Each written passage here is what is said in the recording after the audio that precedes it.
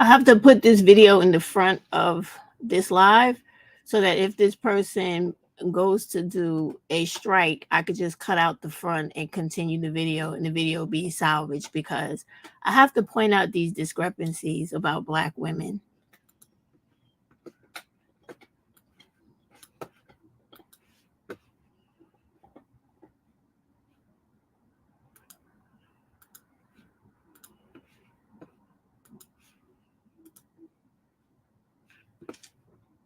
She found the light. Is that so terrible? Nah, that's a game. That's a game all these content creators run on YouTube. If you've been on here, not even been on here long enough, but if you've just watched it as long as half of them have been on here, the majority of them have been on here like a decade, going into 2 decades, right? For whatever reason they're on here. And everyone has gone through the same spiel. Oh, you got to forgive me. People change. I was like this. Now I'm like that. It's not. Do you not believe people change? Like nobody changed. It has nothing to do with that. That is when you're dealing with YouTube. It's not about what people really doing in real lives. These people are on here trying to make money.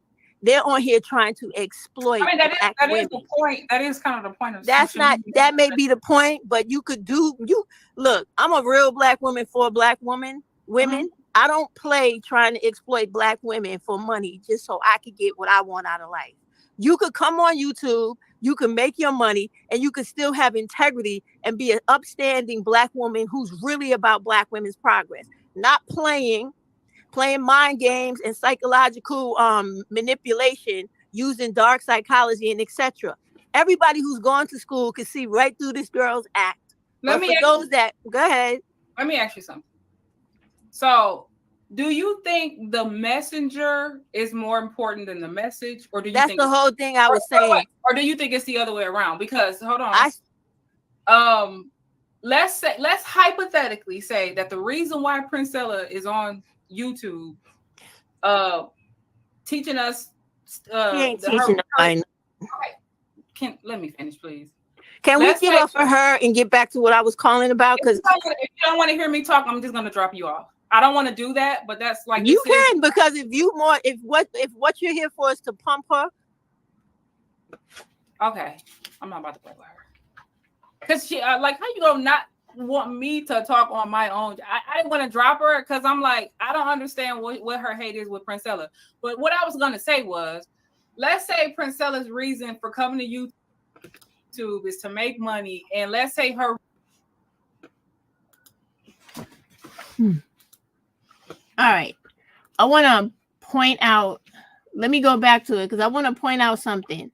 And this is what I'm talking about with black women and how some of them are really stupid when they're doing these lives. And yes, I said stupid because they don't even understand the climate they create, right? So here, look here, right? You have this white bitch at the bottom of the screen, right? Talking about I'm giving her anxiety. First off, if we're talking about a black women's movement, right? What the fuck is she here for? If we're talking about a black woman's movement, why are black men here? Why are anyone here? Why is anyone here that's not a biological black woman? Does this white bitch at the bottom of the screen doing what white women typically do when it comes to black women, making fun of our struggles, making fun of our lives, making fun of our lots in life? What is this woman doing? And why is it more important for her to get me to talk about why she believes I have some type of hatred towards Princella when I said that she's just another fucking charlatan like everybody else that has been on YouTube trying to exploit black women for money?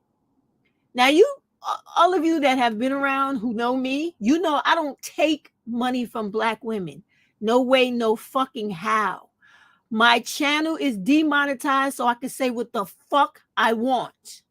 And I don't have to play nice or pretend like I'm some pretentious elite black woman like this woman here. And I could just truly be myself and say exactly how I feel. Now, there's a lot of dynamics going on here with me trying to talk to her, which I never got my point across when I called up to specifically speak about black women and this supposed West 4B movement. First of all, you can't just hijack the Korean women's movement. That's a no-go. It's disrespectful and it's just foul. You don't do that. You're always supposed to, how you guys always say about giving credit to the creators if you're going to use their material. Well, credit to this bitch for me using her disrespect to me and allowing this. This is the shit. I don't play this. I would never have no fucking white woman, no black male or anybody disrespect black women on my channel. So this is all the things that when you're listening to these content creators, keep all that shit in mind. When people come up and speak about black women and they're all worrying about, pretending they're worrying about black women's future, but they allow disrespect towards black women, and they also participate in disrespect towards black women, you ain't about black women. You just like everybody else on here talking shit on YouTube, either trying to generate a check and get some notoriety like that charlatan bitch Princella. Because if you ever notice, like all these new jacks and everybody that wants to be a fucking star on YouTube, they're always calling this bitch's name. Like whether it's how we used to say chasing clout or whatever, but it's the aspiration to try to be someone who takes advantage and exploits other black women. And we know this to be true. Those of us that have seen her work, because I'm too old to fall for the bullshit for the black women on here, because I have actually lived life where black women have not had rights, started getting rights, and then got all of their rights. Like I was born in the fucking 60s. So my mother was segregated in school. I was segregated in neighborhoods I lived in. I was chased by white people when I was a small girl with my older siblings, with bats, sticks, and whatever. Y'all ain't lived no life like that.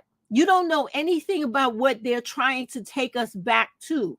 And when you have older women trying to tell you, listen, the way you get out of this shit is not thinking that you're going to do some kumbaya thing with white bitches like this one at the bottom of the screen and out of touch black women who, because they're 30 something, 20 something, or 40 something, the ageism kicks in, and now, oh fuck you, older black woman, because you have no credit here. You have nothing to teach us, and you're just somebody for us to disrespect. Because as far as we're concerned, we're in our what is that shit that these black dudes always say about these chicks? Oh, they're in their prime. So they're like in prime, so they know everything. They could everything they're talking about is always correct. They can never be corrected. Nobody else can share their opinion. And the one thing that is the common denominator with all of them, they disrespect other black women like it is a tradition or it is something that is part of their body, like an extremity or a needed limb. They're a fucking joke. And this whole movement, mark my words, because so far everything that I've told you guys about shit that's going to happen on YouTube came true. This movement is a fucking bust. First off, because you don't start a movement by stealing somebody else's work. That's number one.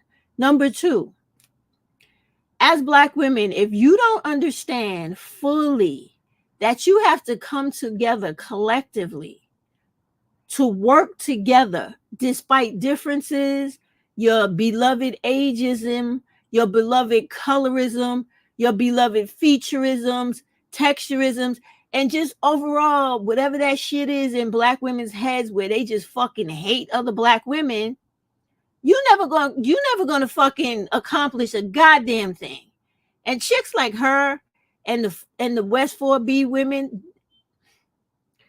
this is a fucking circus. This is a clown act.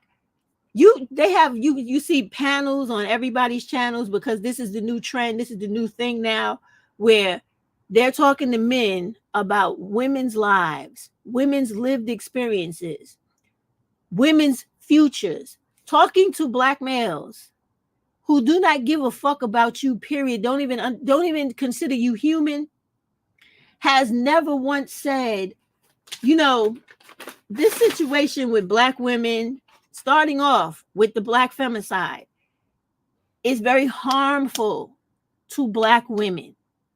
And we recognize our part in it. They're never going to say that, right? Secondly, whenever a Black male is put into the mix, and this is one thing I could say, DZ was 100% motherfucking right every time she said this. She said every fucking time there's a problem with a Black woman, with another Black woman, is always some fucking nigga involved. And in this case, the same thing. If y'all go watch this chick's video, before me, it was some fucking Black dude on there.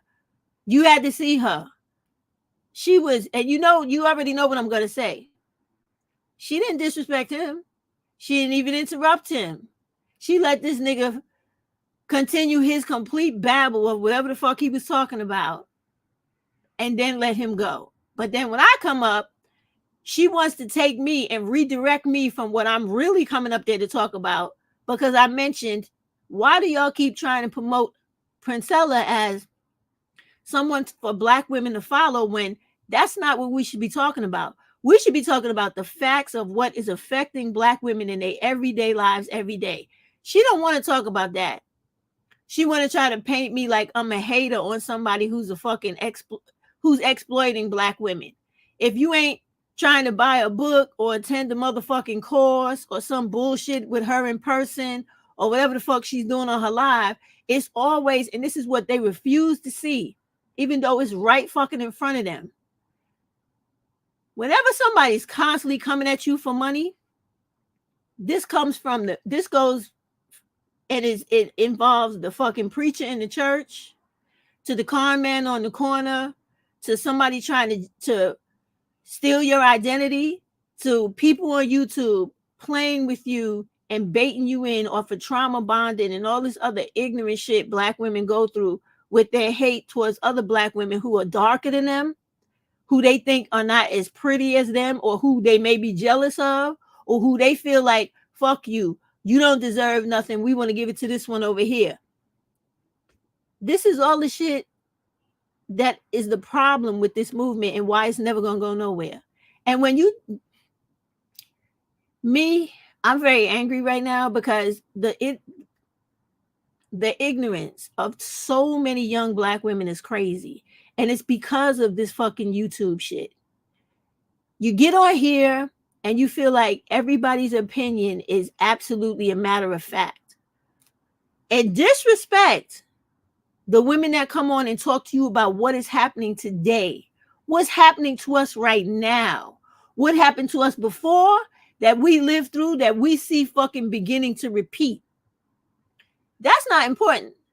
But some Black woman that wants to come on here and exploit you for $1, disrespect her own daughter on her lives, run around all of YouTube, making a damn mockery of herself and a spectacle, playing with red pill and manosphere dudes, is somebody you advocate to other Black women. You know why? Because she has the following that all these lunatics crave for and want the fanfare of. And why does she have it? Because she plays the gender game war. Every Black woman could be blowing up like that if every channel sat here and had one night for you to scream back and forth with a stupid Black dude, and then the next night to scream back and forth with a stupid Black woman. Your channel would blow YouTube probably off the charts, because Black women are so in love with this romanticized love-hate relationship they got going on with Black males that is literally costing them and their children their fucking lives. And they're too fucking stupid to realize it. They literally are. I want you to go watch that woman's video and watch how eager she was to fucking disconnect me, drop me from the live. She didn't give me no chance like she gave that Black dude. She was fucking itching, because when she said, "Oh, if I want to talk about what I want to talk about, and if you don't want to talk about what I'm talking about, I'm gonna drop you from the live," I said, "Well, you can," because clearly she literally can. I can't do nothing to stop her, right? So that was her intention, because you wouldn't say that to somebody. You wouldn't threaten anybody with that unless that was your fucking intention. You understand what I mean? Hello, everybody. Excuse me for my rudeness. She said hello. Here's a video I wanted to share with you. I'm gonna check that out. Wait, hold on. The thing is, right? I don't know. I have my chat set up where no links could be dropped, because initially when I started doing this channel, the dudes used to put porn in there and try to mess up the channel. So I disabled that. So let me see. I have to just create another a whole nother email so you guys can send stuff to me. But you can put the link in the bottom of the video in the comments, and I could definitely get it from there. So yeah, I'm tight. So let me keep yelling, right? So when you go back and watch a video, because you know me, I could be mad with a black woman all day. I will never tell you don't watch their shit. Go watch the shit. You need to hear everybody's perspective, but you also need to understand that every fucking black person, how they used to say, every skin folk is not kinfolk. And that's what's exploding on YouTube right now. Because these young women are taking it, don't get offended, y'all, but I got to speak my mind and tell the truth. They're taking this movement that we started talking about. Because if y'all remember, I was talking about this a long time ago. Women's Fear was talking about this a long time ago. Even DZ was talking about this a long time ago. All right. There was many content creators who really was about black women separating themselves 100% away from black males was talking about this. Even Kara was talking about this a lot. Listen, this is not new. And I was telling her the story of it. Like, they keep saying this started in 2019.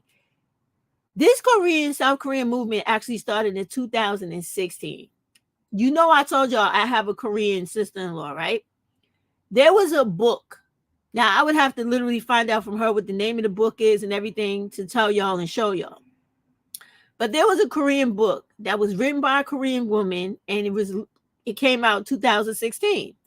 It chronicled her life of oppression in Korea. See, because what nobody's really talking about is how women actually live over there, right? So every time I try to ask my sister-in-law to come do the live with me for y'all to see her and for her to tell you really how it is to be born over there and then come to America, she refuses. So the way it is the way she explained it to me, right? Heejin was telling me, because that's her name, Heejin. She was telling me that women in Korea can go to school, they can work, right? But when they go to school and they go to work, everything they do is scaled down or minimized lower than what men are allowed to do. However, when they work, let's say they make $1, women will make 40 cents on that dollar, right? They can move around the same way we move around, but at a certain time at night, they need to be in a house. Or if they get attacked or hurt, the law is going to look at it like, that's on you. You shouldn't be the fuck outside. It's different from America, right? Now, here's the other thing. Everything in their culture is geared towards marriages. Like when you get on the train, they got, you know how they have the TV. Well, I don't know if you know this, but I know this. They have the TV in the subway playing and the advertisements, and that everything is about marriage. Trying to gear young women, like even little girls like in high school and shit, gear them towards marriage. You see the families, you see all this stuff playing in the subways, on the buses, when you're walking down the street, and they have bought the advertisement screen over there, like on 42nd Street, kind of like that, the big jumbo thing. They have the family situation. They talk about they have sites now where the people who are kind of like Americanized go to try to date and get husbands and wives, but in their country, they literally have a tradition where they are assigned, they have matchmakers who go by everything about this person versus the other person and try to make a good fit. We all know what a matchmaker is. They used to have the same custom here in America, which was called betrothed. So when I was trying to tell these young women tonight, I'm like, when you are as old as me, I could tell you a world of shit of how different America used to be than it is right now. And if you're not as old as me, you never lived that life. You don't know what it was like before computers, cell phones, color TV. Because yes, I'm that old to where when I was a little girl, we still had a black and white antenna television. Okay. So it's like people, they don't know anything about that life, and they don't know how black women were really treated in this country and dealt with by the black males of society and everybody else.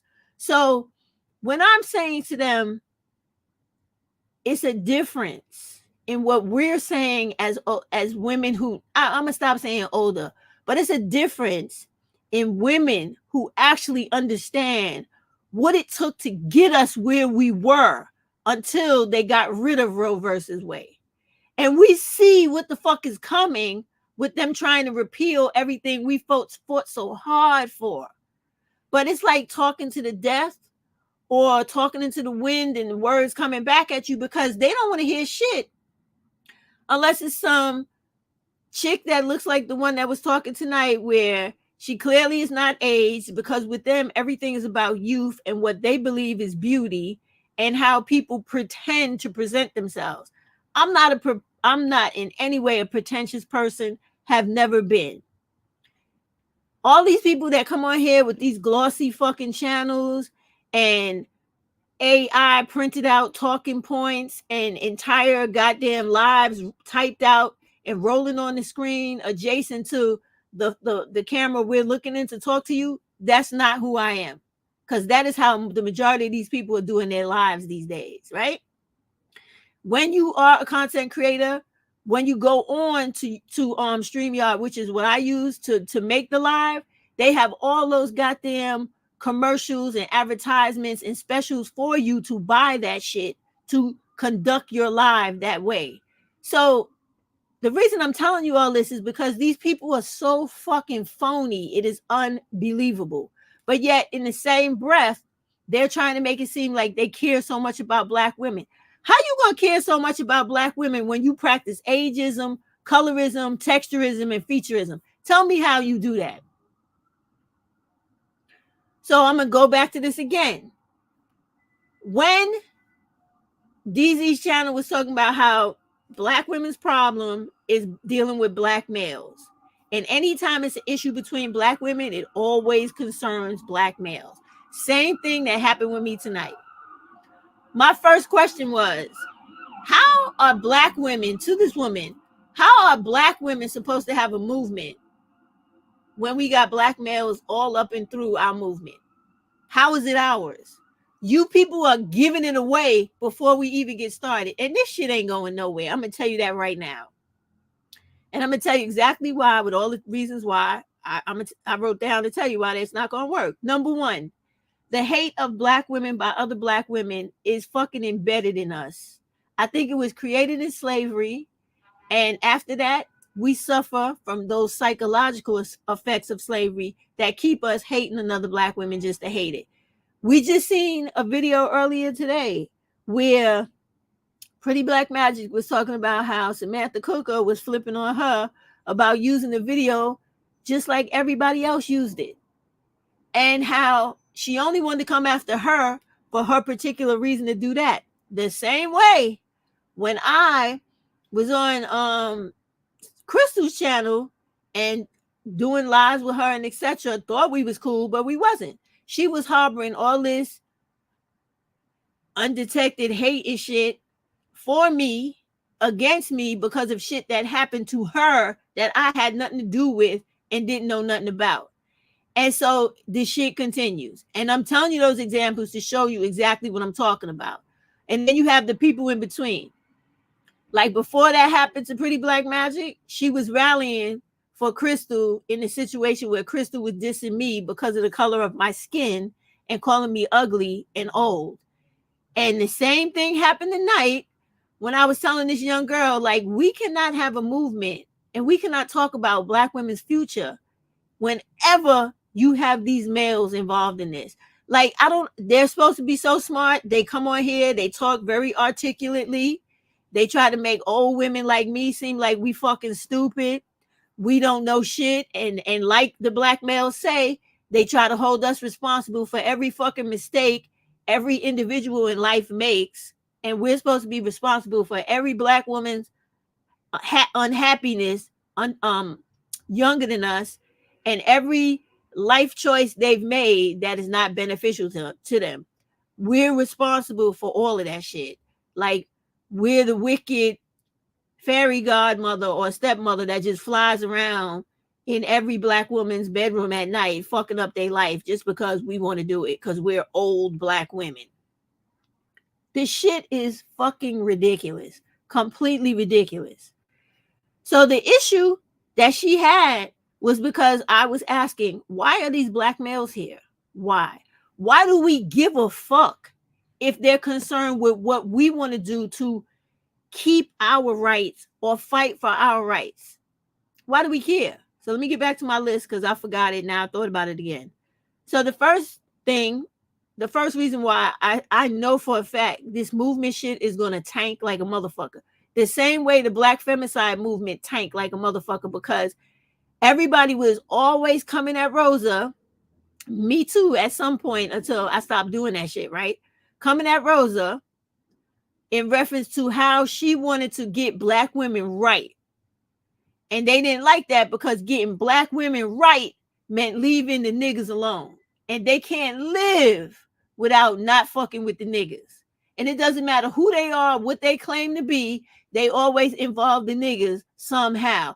And now with this chick, they include white bitches and everybody else. And they don't even have enough respect for other black women to let them motherfuckers know that shit gets no play in my motherfucking chat or in my video. You don't come on my fucking chat or video and disrespect no black women.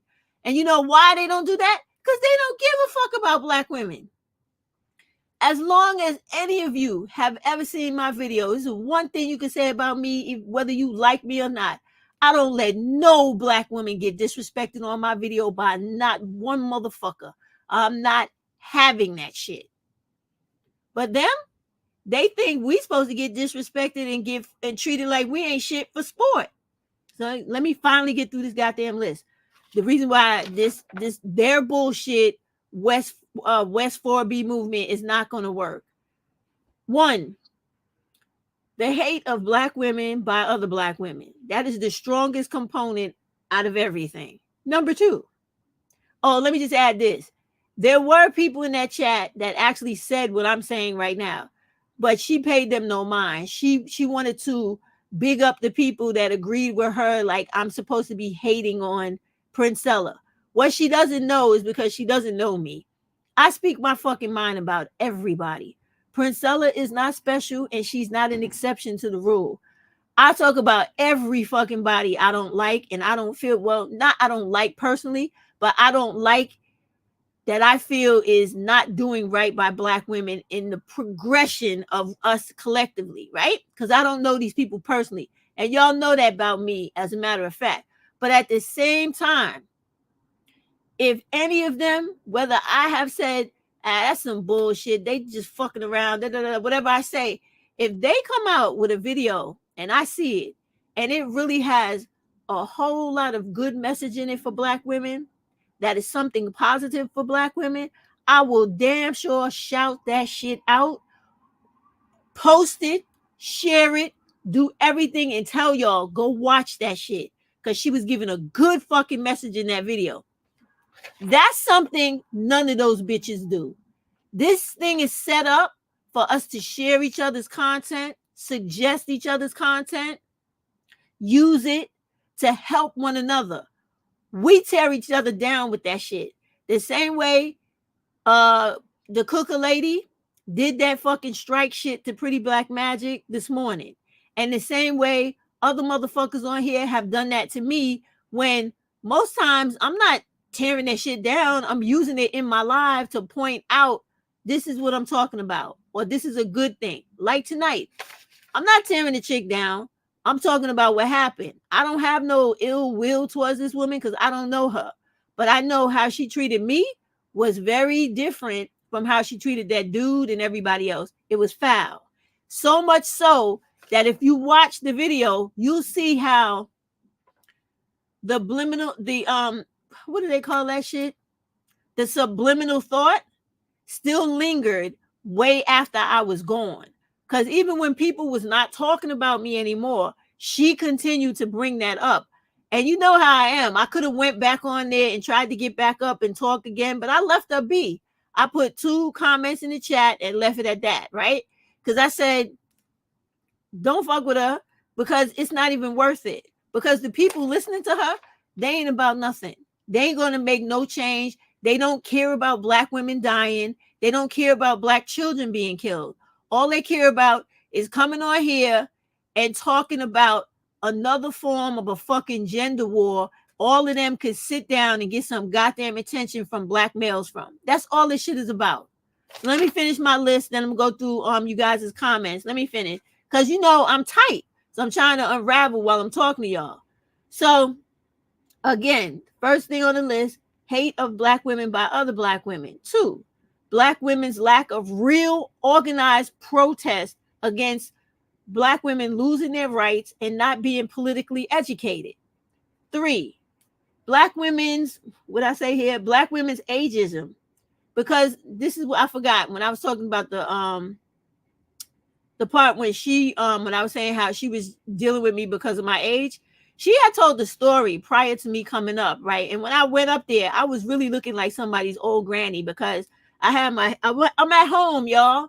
It's Friday night. So I didn't have my hair loose now. I had to pull back in a ponytail looking crazy. And I had my glasses on and I'm all up in the camera, like this. Like I can't see and shit, you know, like how old people do. I don't have no fucking shame in being old. I listen, I honor my shit. I earned every day, every year of my shit. And I don't apologize for nothing life has done to me. So, before I came up, she was telling this story about how the 4B movement, they concentrating on the abortion ban. I'm thinking past that shit because let me tell you something. I'm going to get back to this list. But if black women was really serious about the abortion ban, they could knock that shit out just like that. The same way, what's my girl name? Tracy Abrams did when she turned a red state blue. If you are so concerned about the abortion ban and black women's rights over their body, the freedom, the autonomy, the right to do what the fuck you want, not only with yourself, but between you and your doctor, get back the confidentiality we lost, then what you do is, instead of being on here telling young black women not to vote, you tell young black women, the Republicans are the ones that have all these people put in place in the Senate, in the Congress, in the assemblies, and in the Supreme Court, strategically put there to take away women's rights because they feel like women are surpassing males too quickly.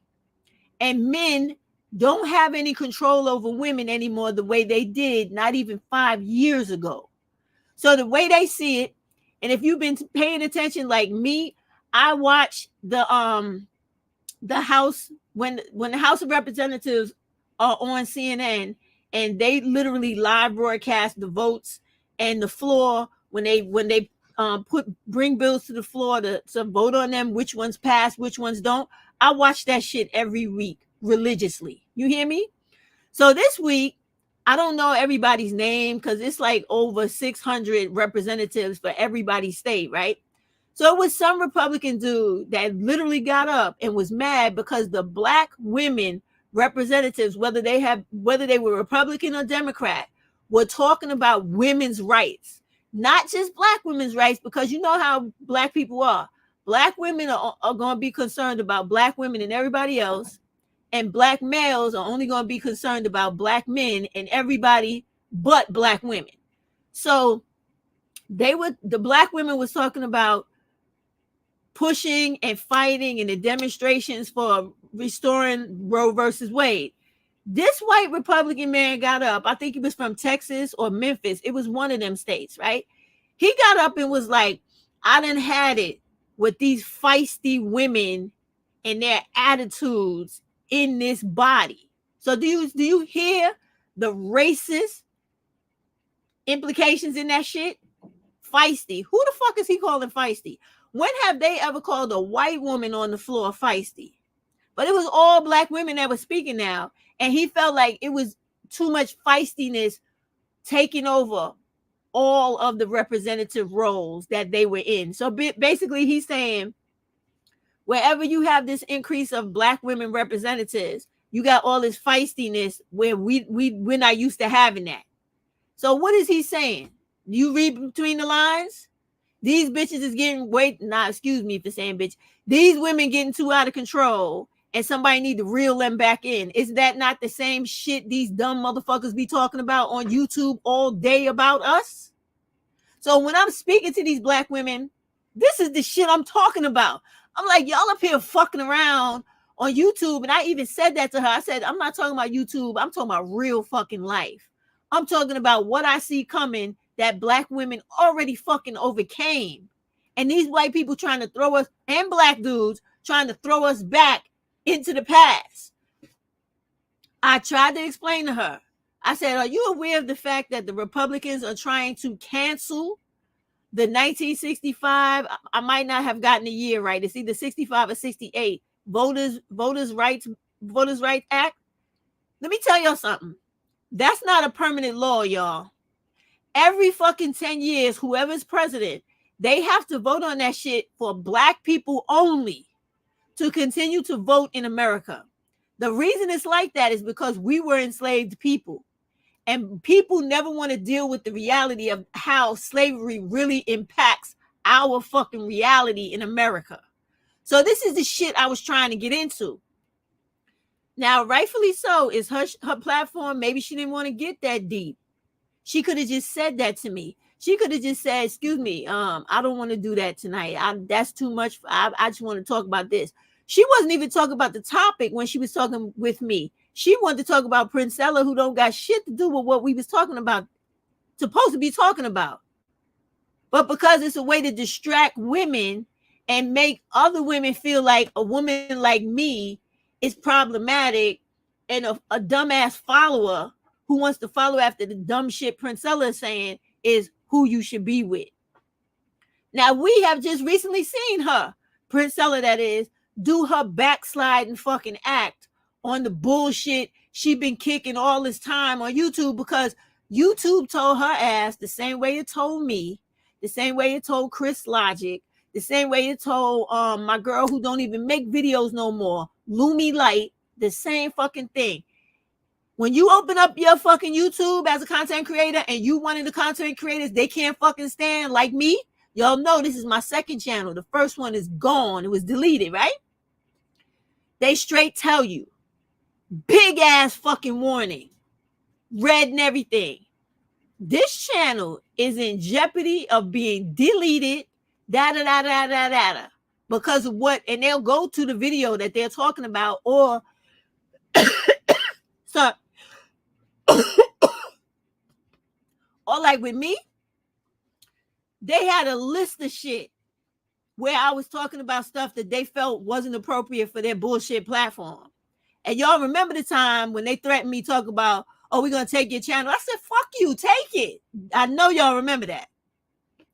So this is the shit that they run from.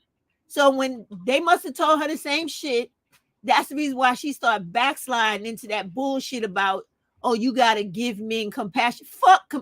Do black males give black women compassion when they killing them every day, every 4 to 5 hours of the day?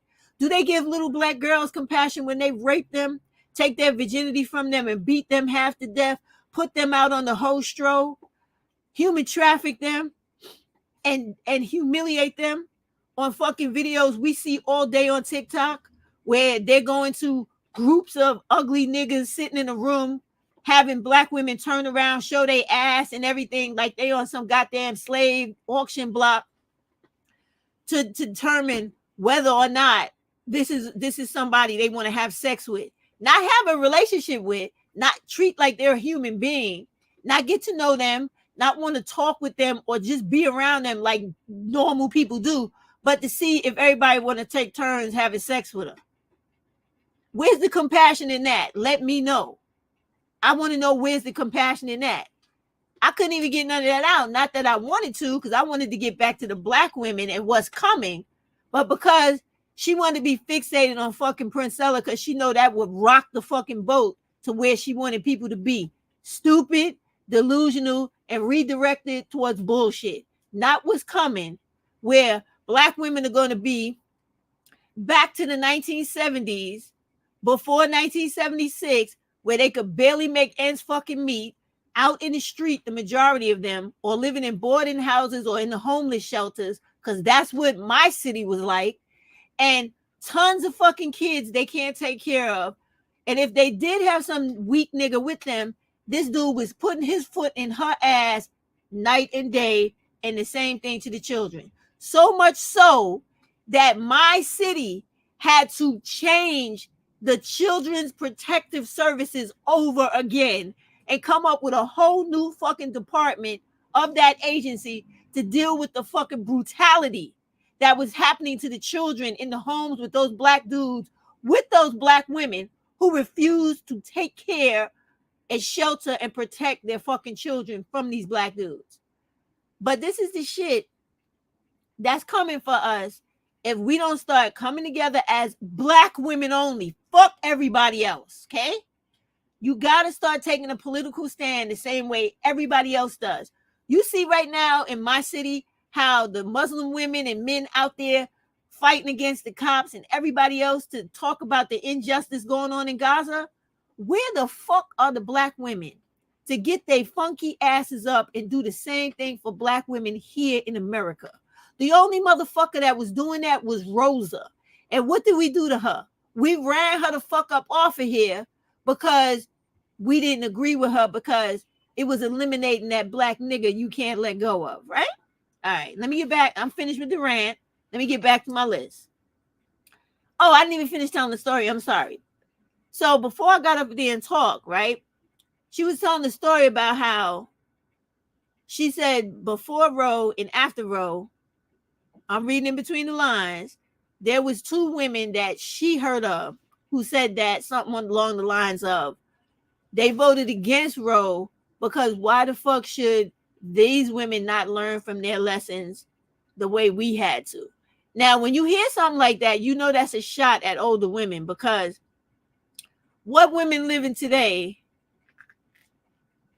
is going to be young enough to be 30-something, 20-something today if they was around before Roe. Most people don't even know when Roe came into existence. It was in the fucking 70s, okay?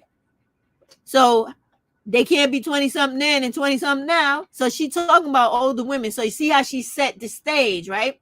So it's like always all this fucking hate by all these women under 50 on here towards older black women who are paving the fucking way for you. In that same live, she talked about how she couldn't understand, and she was right about this, how she couldn't understand how black women have a problem with feminism when feminism is the reason why you got all the rights you have today. And she's absolutely right. Feminism gave you the right to speak, and for me to be on YouTube cussing and acting the way I'm doing right now. And for you to be in the middle of the street, tell somebody to fuck you, I don't care what you say, and nobody really react if they don't really want to act or react. And you have the right to fuck them up if they come near you and say it's self-defense or whatever it is. But you have the right to act a fucking fool, where you couldn't have done that before. You couldn't have spoken out. You couldn't have stood up for yourself. I gave such a bizarre example because I want you to understand, like, that shit was not happening in the 1960s or before 1976. If a black woman would make any scene in the street, not only would she get fucked up by the police, but she would get fucked up by anybody she was talking to, because we were considered less than zero. And them women ain't never lived through that. I lived through that. So, hey, Gwen. So it's just like, it's just so much craziness. But let me finish. So when I came up, understand the point. I know I'm all over the place tonight because I'm emotional, right? But when I came up, understand that I came up off of the piggyback of that setup. So right away, you got all these girls that want to do this divide and conquer shit where they fall into these stupid generational names that white people gave us to pit groups of black women against each other. Because I'm from the time where all black women are black women. There's no distinction between a younger black woman and an older. We're all women. And so if I see something that's beneficial to you and I pull your coattail to it, good. You do the same for me, good.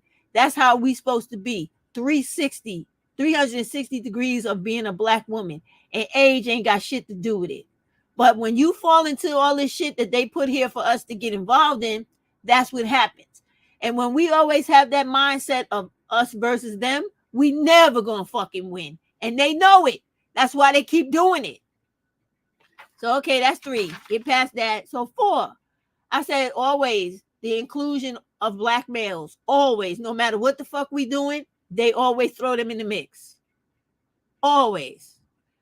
5, avoiding the real issues of black femicide. We all know how true that is. You got all these rebel rousers on here, pro-black women, I'm for black women, but not one motherfucker really talking about black femicide, doing nothing about it, setting nothing up for it, never talking about it. The most they will say is, yeah, it happens every 4 to 5 hours. That's it. And then the next sentence will be, oh yeah, if you want to get into a relationship with a black male, that's up to you. I don't really care what black women do. So then why are you having this fucking live?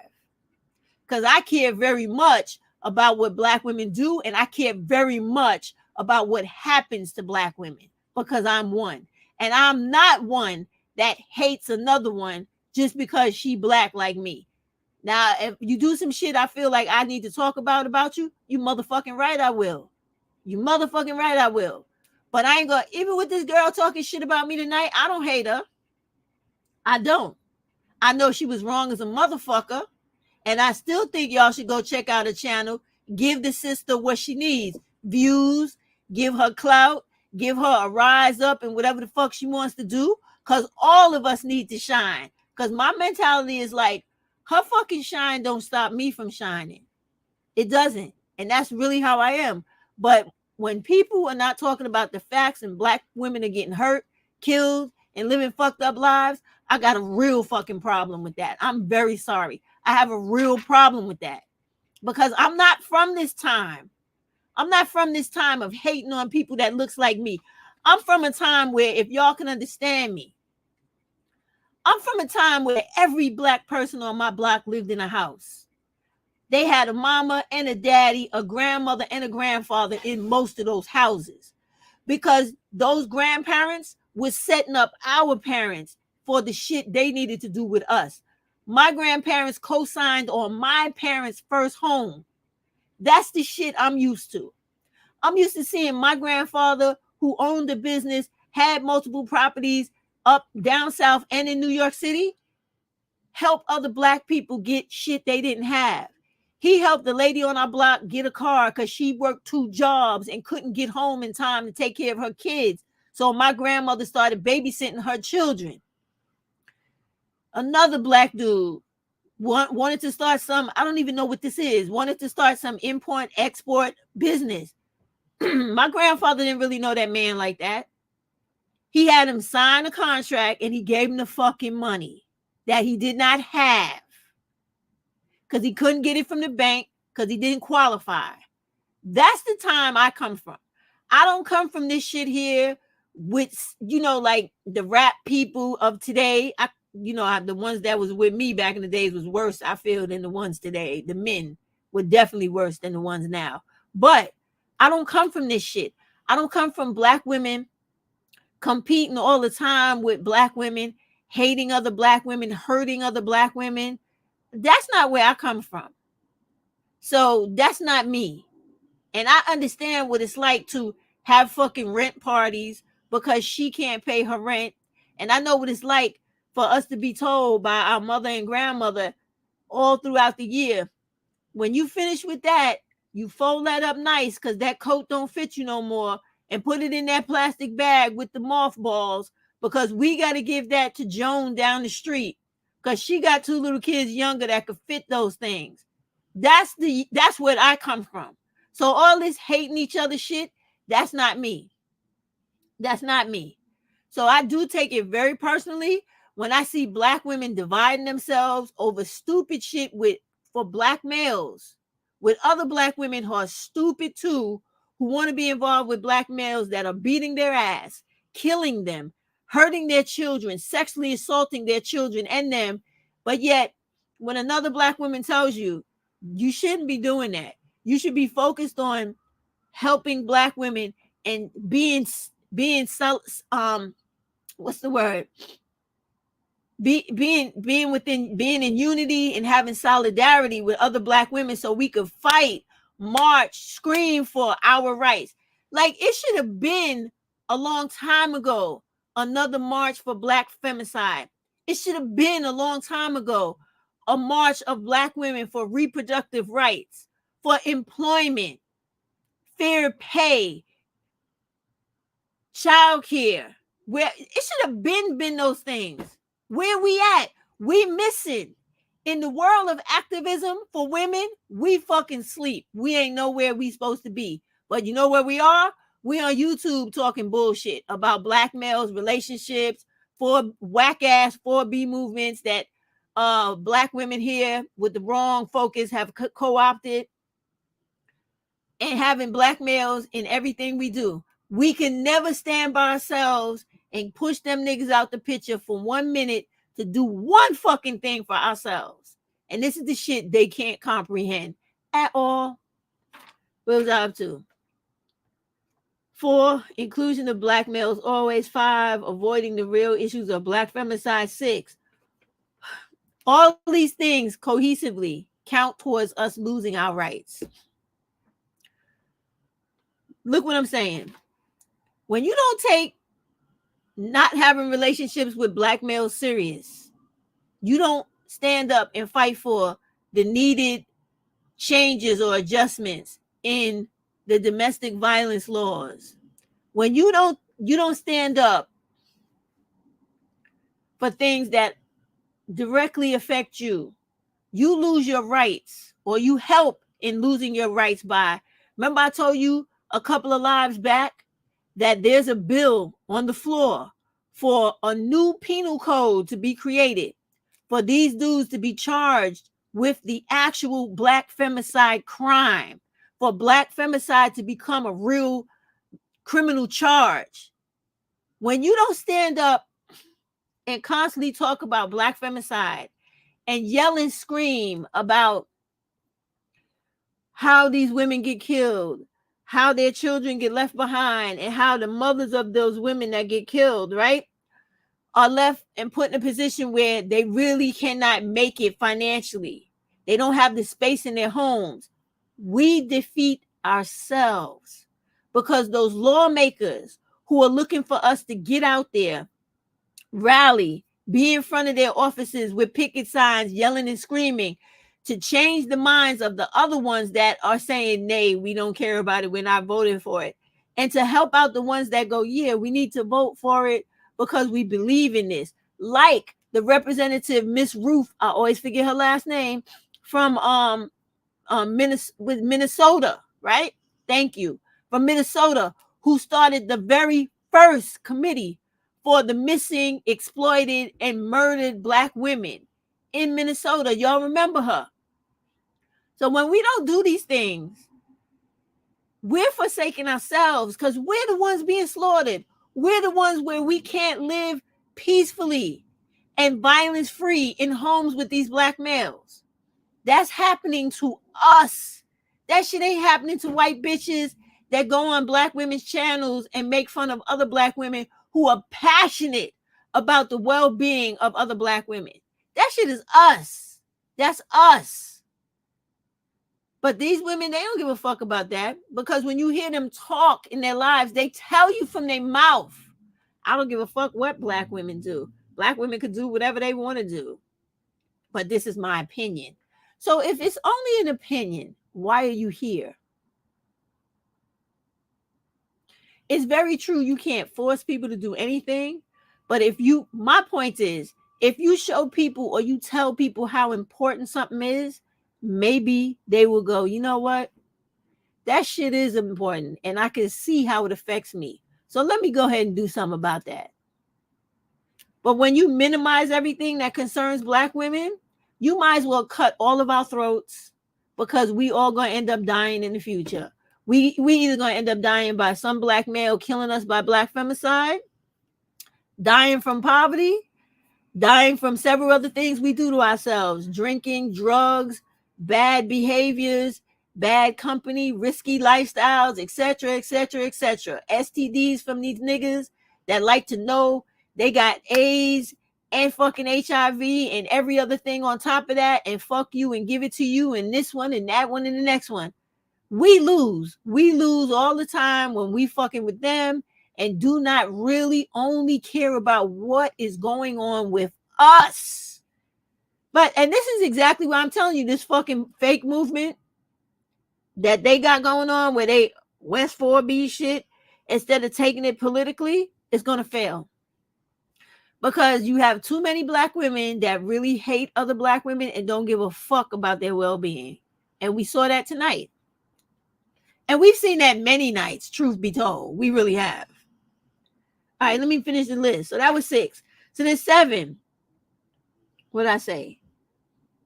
They turned a serious situation into a game of a new gender war to get attention from Black males. I had said that earlier. It's real.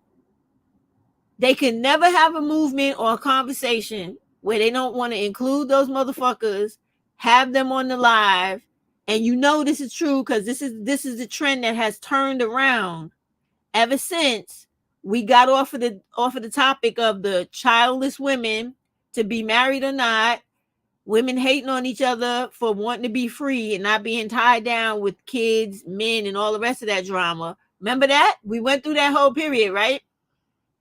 Now that we finished that, people were like, oh, ain't shit to talk about. It's a lull in you two again. Oh, I got it. Gender wars.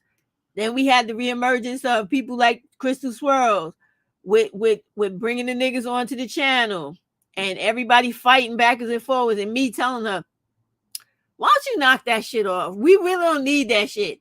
And then me, her, and all the rest of the shit. It's always a thing where these women are really not caring about Black women. They caring about making money off here. And yes, you're supposed to make money. But believe me, this is how I live in real life. I make money in real life too. But I never compromise anybody's livelihood for me to make $1. I have motherfucking personal integrity. That's what I was trying to tell this young girl tonight. When you have personal integrity, you don't sell Black women out for nothing. For nothing, y'all. And you know I'm 100 on that shit. I had 2 fucking channels. I have never asked anybody in these chats to hit the Cash App, give me a super chat. You can send it here, or come on, y'all, get the likes up, get the likes up. So I have, that's not who I am. Because I don't need to be on here for no bullshit chump change from YouTube. And I don't give a fuck how many views you get. I don't care if you as big as Cynthia G was. That shit to me is fucking chump change, okay? It ain't doing nothing. Because they could take it away from you at any fucking moment. That's not me. And that's the reason why you got all these Black dudes on here like fucking savages, grimy motherfuckers. Every time you turn around, grubbing and grabbing for everything they can get from YouTube, involved in everything Black women got going on. And Black women never stop to think and look at it for the reality of what it is. You just being used and exploited by everybody on here who can make $1 off you. And when one Black woman or a few Black women come to say, let's stop that shit. Let's only focus on us and stop with all the other people. Even the white motherfuckers is doing it to us. Not too long ago, weren't we making videos about how that Gwyneth Paltrow chick was trying to use Black women to big up her motherfucking shit she was selling? Her damn website and all that bullshit she had on there. I forget what it's called right now, but y'all remember I was talking about that. Everybody tries to use us because we never stick together and we never just think about Black women. We always think about everybody, or we don't give a fuck about what's going on with us. That's just how it is. And this is why that movement ain't going nowhere. Because as long as you have women like her who will disrespect the older woman, kick her off as quick as she can, but let a nigga sit up there and talk until he's tired, this shit ain't going nowhere. It ain't never going nowhere. So the best thing I can tell you is for us older women, please do what you know you're supposed to do. Exercise your civic duty to make sure you get as many of these white racist motherfuckers out of office and replace their bigoted ass with somebody who's going to give you a fighting chance in this fucking country. I mean, white people just showing their racism and like it's going out of style.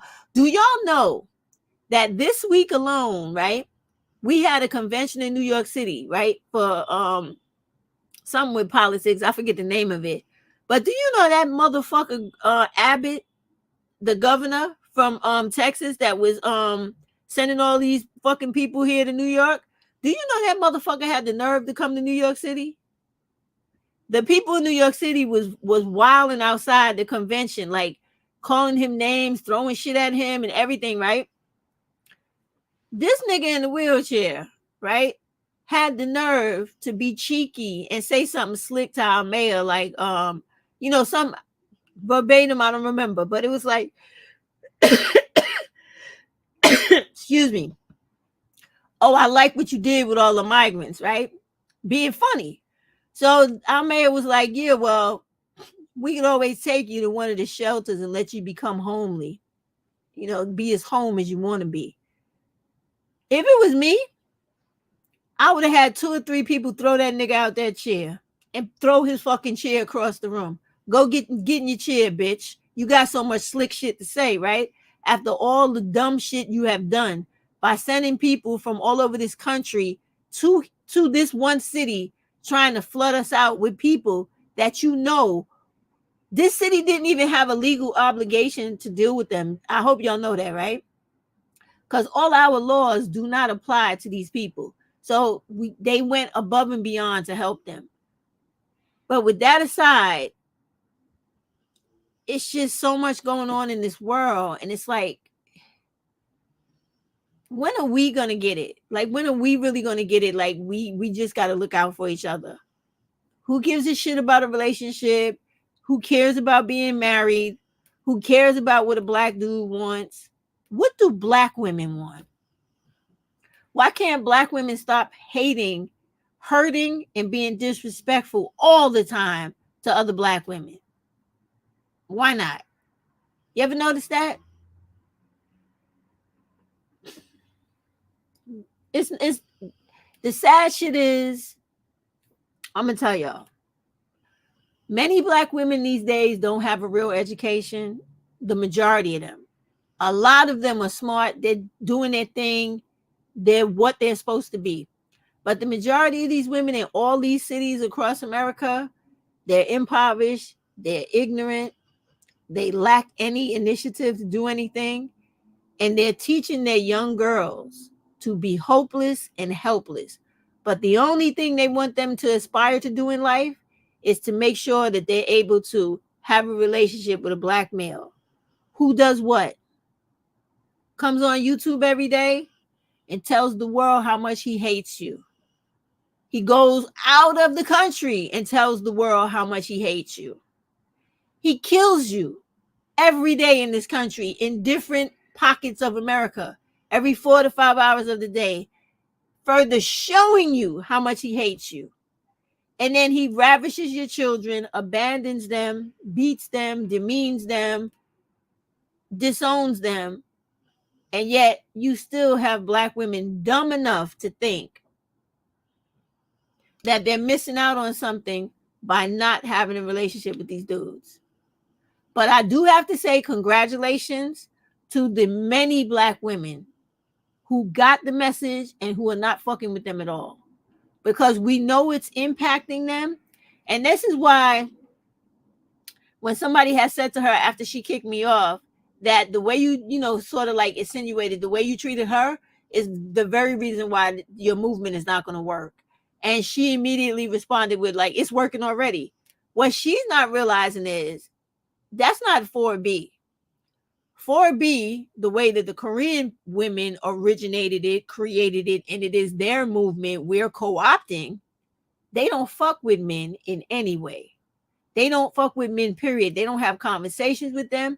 They damn sure are not inviting them on lives, and they don't give a fuck about their opinion. All of this is why that movement is not going to work, because what they're doing is an extreme form of trying to promote centering yourself. But centering yourself is different for every single woman. But when you commit yourself to a real Korean like 4B movement, you're not talking to men.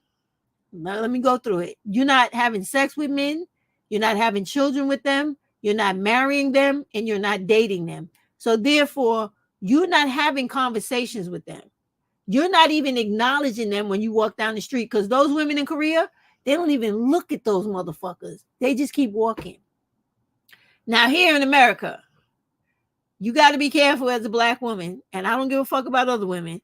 You got to be careful as a black woman walking down the street and not looking at them niggas, because you need to see if they're going to swing on you out of the blue, or if they got a weapon that they're about to use on you. This is real shit. I know a lot of you know about the attacks that have been happening in New York City. Come to find out, a lot of those things was happening down in the area where I work, right? And there were quite a few black women attacked. But because in America, once again, what these silly young black women need to understand is that we're not given the same credibility or concern or level of importance as white women. So all those black women that got attacked, you never saw one of them on the news. So this is more reason why when you doing lives and you really talking about you out here for the progression and betterment of black women, and you supposedly promoting real 4B, you don't have black dudes on your channel. You don't have white bitches on your channel, because this is about black women only, because we already know how that goes. We know that when white bitches get involved, all of a sudden it's not just black women, it's all women, all women. Isn't that what they do? They always want to take over the fucking movement. Let me see what y'all talking about.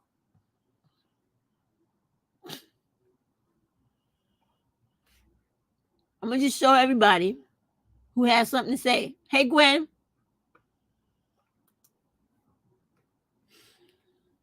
Yeah, I'm going to try to see it. I'm going to look into it.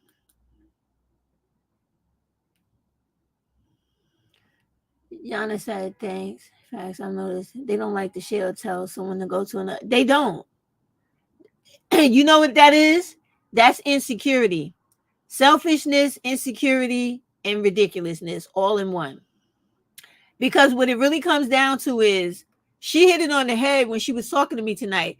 Isn't the purpose of YouTube to make money? That's not what YouTube's purpose is to me. Now, YouTube gives you the ability to make money, but you know what YouTube's purpose is really supposed to be? It's supposed to be a teaching platform. Is that not what the shit says when you read it? Like, if you ever read the description of YouTube, it's supposed to be a teaching platform. It's supposed to be a place where people come to show you how to do shit, teach you, tell you, whatever. The whole purpose of this thing is not to make money, because we all know that when this first came out, they've changed it since from the times where it was people on here becoming millionaires overnight, because it was fucking up not only the stratification of society, but it was fucking up the economics of this country. Like, white people don't want black people to have money. They want the majority of us to always be broke, being subservient to them, so that they live off of our backs. But if you have this shit set up where everybody who comes on here gets a whole bunch of views and makes a whole lot of money, then this disrupts the whole point of capitalism in this country. So you know the shit don't work like that no more. And when I was saying earlier that if black women really wanted everybody to be, relevant on YouTube, all you had to do was take the fucking TikTok movement and bring it on YouTube. The whole fucking black girl follow me train, put the shit on YouTube. And then every black woman who follows another black woman, it's so many of us that YouTube would have to be cutting us at least $1,000 check. But these bitches is so selfish and so fucking hateful towards other black women. And yes, that's what I'm calling them right now. They don't want to do that because they don't want no other black woman to have nothing that they don't get first. That's why her comment is realer than fucking real. You see it all the time. You really see, and I'm not just saying this to big myself up, but you really see I'm mostly the only one that ever was on here talking about, oh yeah, watch this video, share the person's video, tell you to go watch it. They wasn't doing that shit. They was always trying to stay in their little cliques.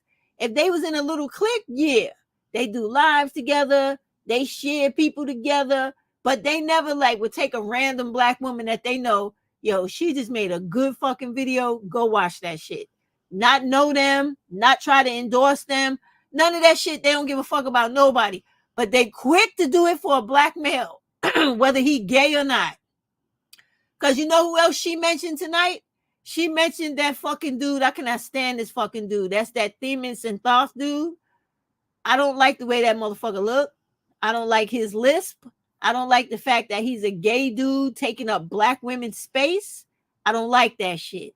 And I don't like that black women would prefer to pump that motherfucker and promote him than another black woman. I can't stand that shit. I cannot. And that's another reason why this shit is not going to work. But only time is going to tell just how fucking disastrous the outcome is really going to be. Watch and see. Watch and see. Because whenever you still always have that mindset of the young women versus the old women, and you can't get no way through, no headway through with the young women when you try to explain to them, why you disrespecting me? You disrespecting me, and I'm really the one fighting to make sure we still keep what the fuck we fought for, but you fighting me because you think I have never done nothing? If I never did nothing, where the fuck would you be right now? They really don't understand. I swear to God, they really don't understand.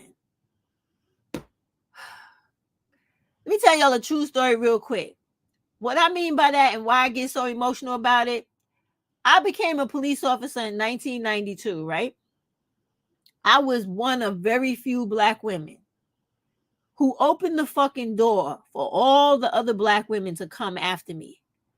Do you know how many times me and other black women from other law enforcement agencies throughout New York State had to come together and do conferences, sit down and speak with city council about race relations, black women intimidation, and all this kind of shit that none of you have to deal with anymore because we fought the fucking fight. And then when I have somebody acting like that tonight towards me and then trying to dismiss us like we ain't shit, we ain't never did shit, I'm like, yeah, okay, you go ahead. Because you got it, right? Us old bitches, we ain't got shit to contribute, right? You got it. Go ahead, young girl. You know every fucking thing. I'm stupid. I don't know shit.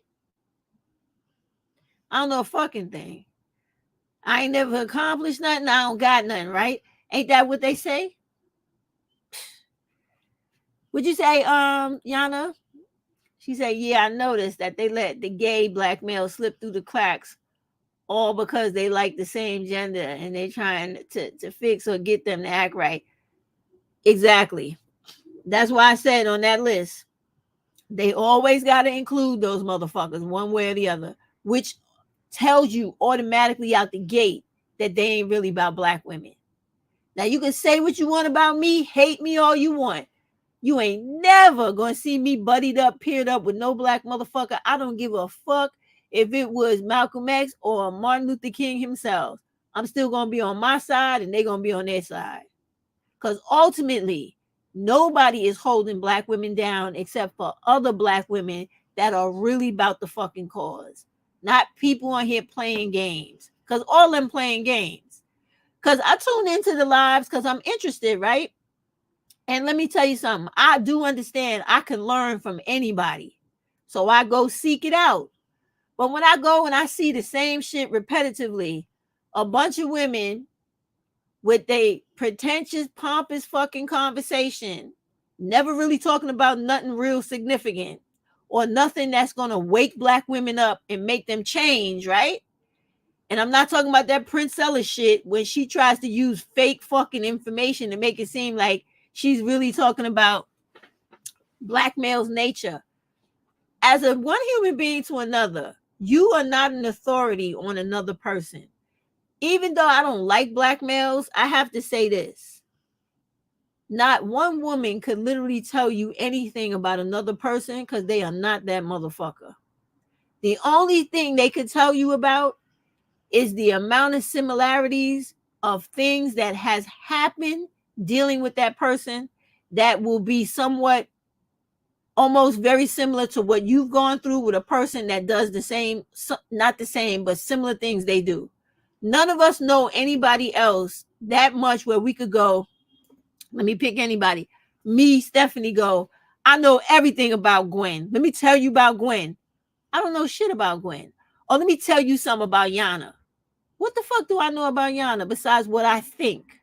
I don't know how Yana works. I can't crawl up inside Yana's brain and go, oh, that's why she does that. So this is why that woman is a real fucking fraud. But people who don't want to see it are not going to see it. So fuck it. And that's what I'm trying to, let me stop talking about her altogether, but you get my point. And this is why I kept pushing the book. Please read Dark Psychology by William Cooper. It explains all the people like her and all the other cult of personalities and the cult followers. It explains all of that. It explains why those people exist, why other people are attracted to them, and why the people stick to them and fight for them as if they're them themselves. It explains all of that. It's sad, but very, very true. Let me keep going through you guys' list. I say, yep, I'm polite to black men in the hood. A good morning and keep it moving. You can't let them know, you can't. You just, hello, goodbye. But black women, y'all better always be strapped. Don't ever let your guard down around them. I'm telling you, don't.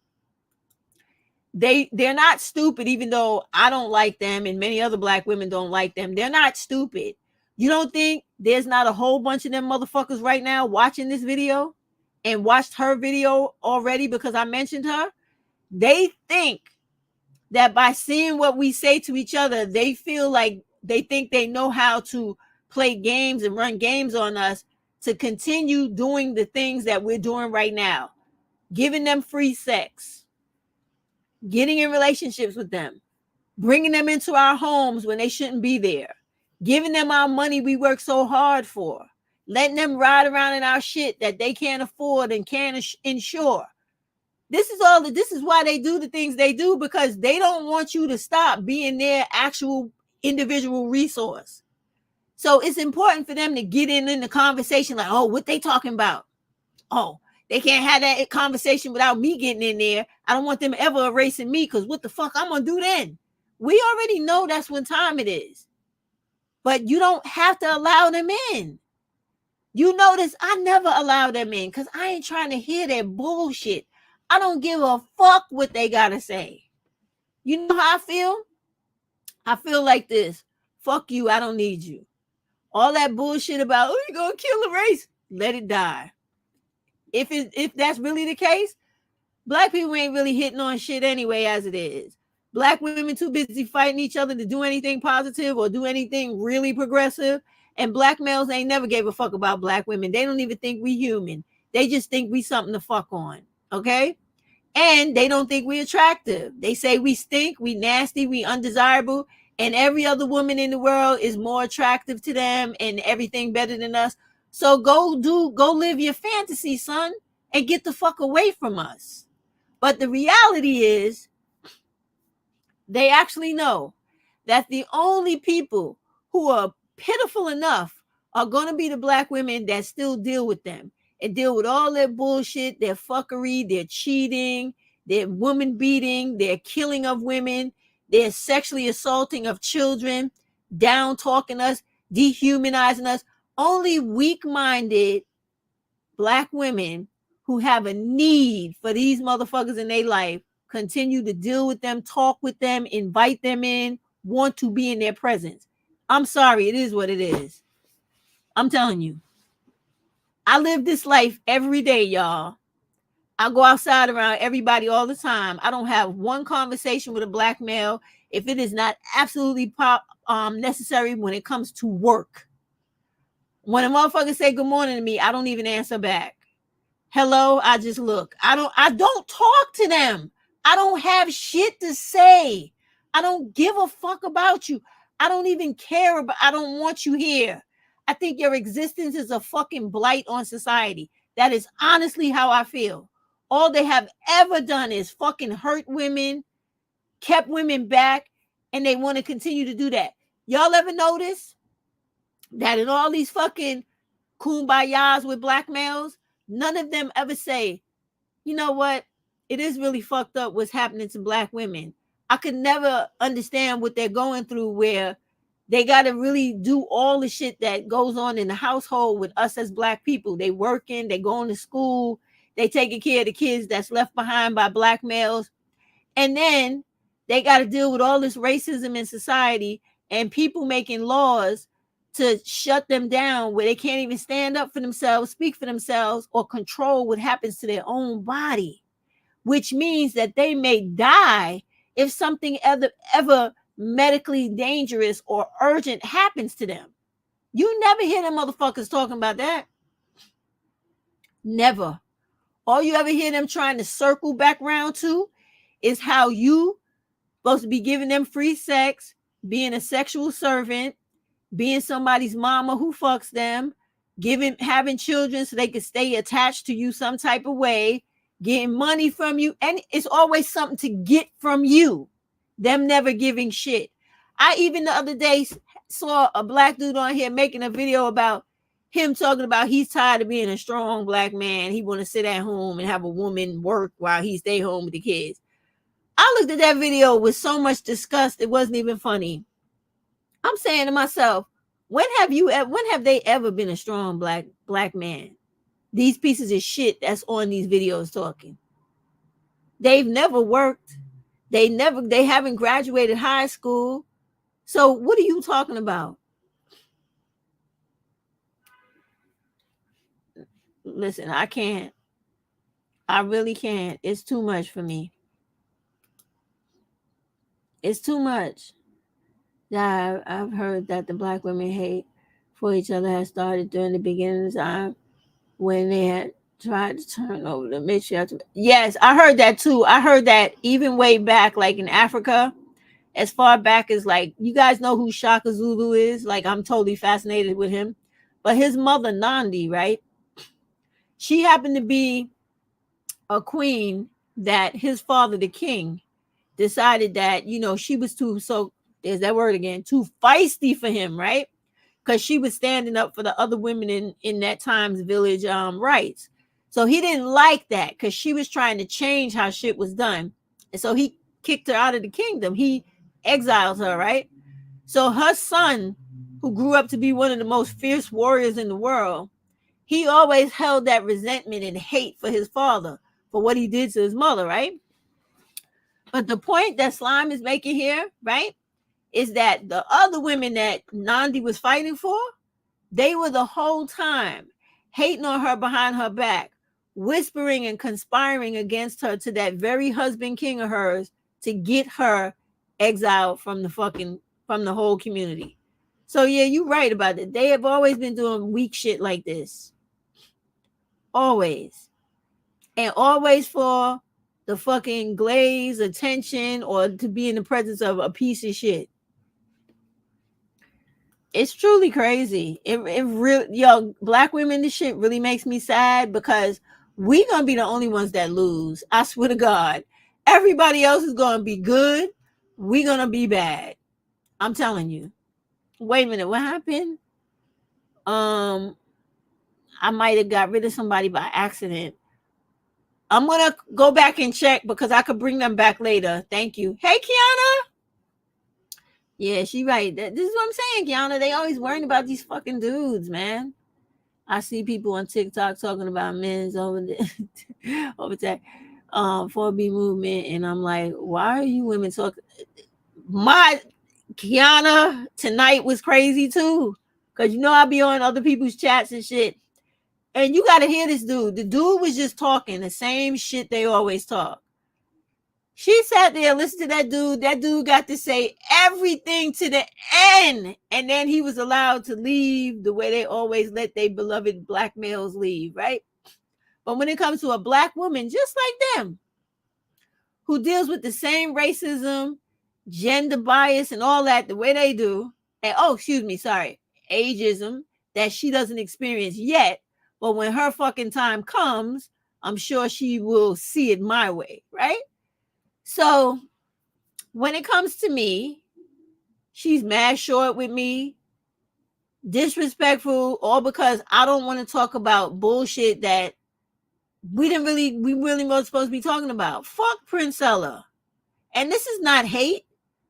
Y'all know me. You know I used to say fuck Cynthia G too. Y'all know this. Because whenever somebody's content is always about roping black women back around worrying about black males, to me that's problematic. I think we should be out here fighting for trying to get Roe reinstated. We should be out here fighting for black femicide and making sure representatives know, yes, it's happening to us as black women. We want that new penal code charge for black femicide, be black femicide. And we want this to be the sentence, death. That's the fuck what I want it to be. If they could take a black woman's life and not give a fuck about her, look how they be doing our sisters. Killing them, throwing them in the garbage, killing them, throwing them at the side of the road, cutting their heads off. Oh God, doing all types of horrible things to black women. Sometimes when I watch those videos, I gotta calm down right now. I literally be crying because I'm saying to myself, they didn't even give this woman no regard for her humanity. Treated her worse than they would do a fucking dog. And you want and oh God. Whew. And you want black women to be worrying about relationships with these motherfuckers. And some of them on here talking about their struggle is our struggle. No, what the fuck is not. Ain't no black women out here just at ease going around killing, shooting, and cutting up black men because they want to. It's not like we couldn't do it. We don't feel that shit necessary, but they feel it necessary to hurt and kill us every fucking way they can. And none of these women really understand that or give a fuck about it, because they always include these motherfuckers in everything black women related. They not gonna do what I do. If I see any of them motherfuckers on here, I block their ass with a quickness. I don't want them nowhere here. There was literally one day, and I got to do it again. I literally went through all my subscribers and blocked every guy I saw. I didn't give a fuck who they was. And now I'm going to do it again for all the white bitches and everybody else. Because I'm tired of these people coming into our spaces, never wanting to help, but always wanting to tear shit down. It's fucking ridiculous. And if it wasn't for me, like having to chop up the video or getting rid of the whole thing in case she puts a strike on it, I would have popped her fucking picture back up right now with that white bitch at the bottom that she was allowing to make fun of black women. When you're a black woman, that's the number one rule. You don't let nobody disrespect other black women. We get disrespected enough. I'd be goddamn if any white bitch come over here and be talking about anybody black, whether I like them or not. Because you know what? That bitch would never let me come to her channel and do that. So ain't no fucking way she's coming to mind to do that. No way. But you see, that's the reason why black women never gonna have nothing in America. Never. And we're gonna lose our rights, and it's just a matter of time. Because you don't fight what you need to fight for, and you too busy including everybody in our shit instead of coming together like a fucking solid rock and barreling through all this shit that's holding us back. They don't understand that. And they never gonna understand that.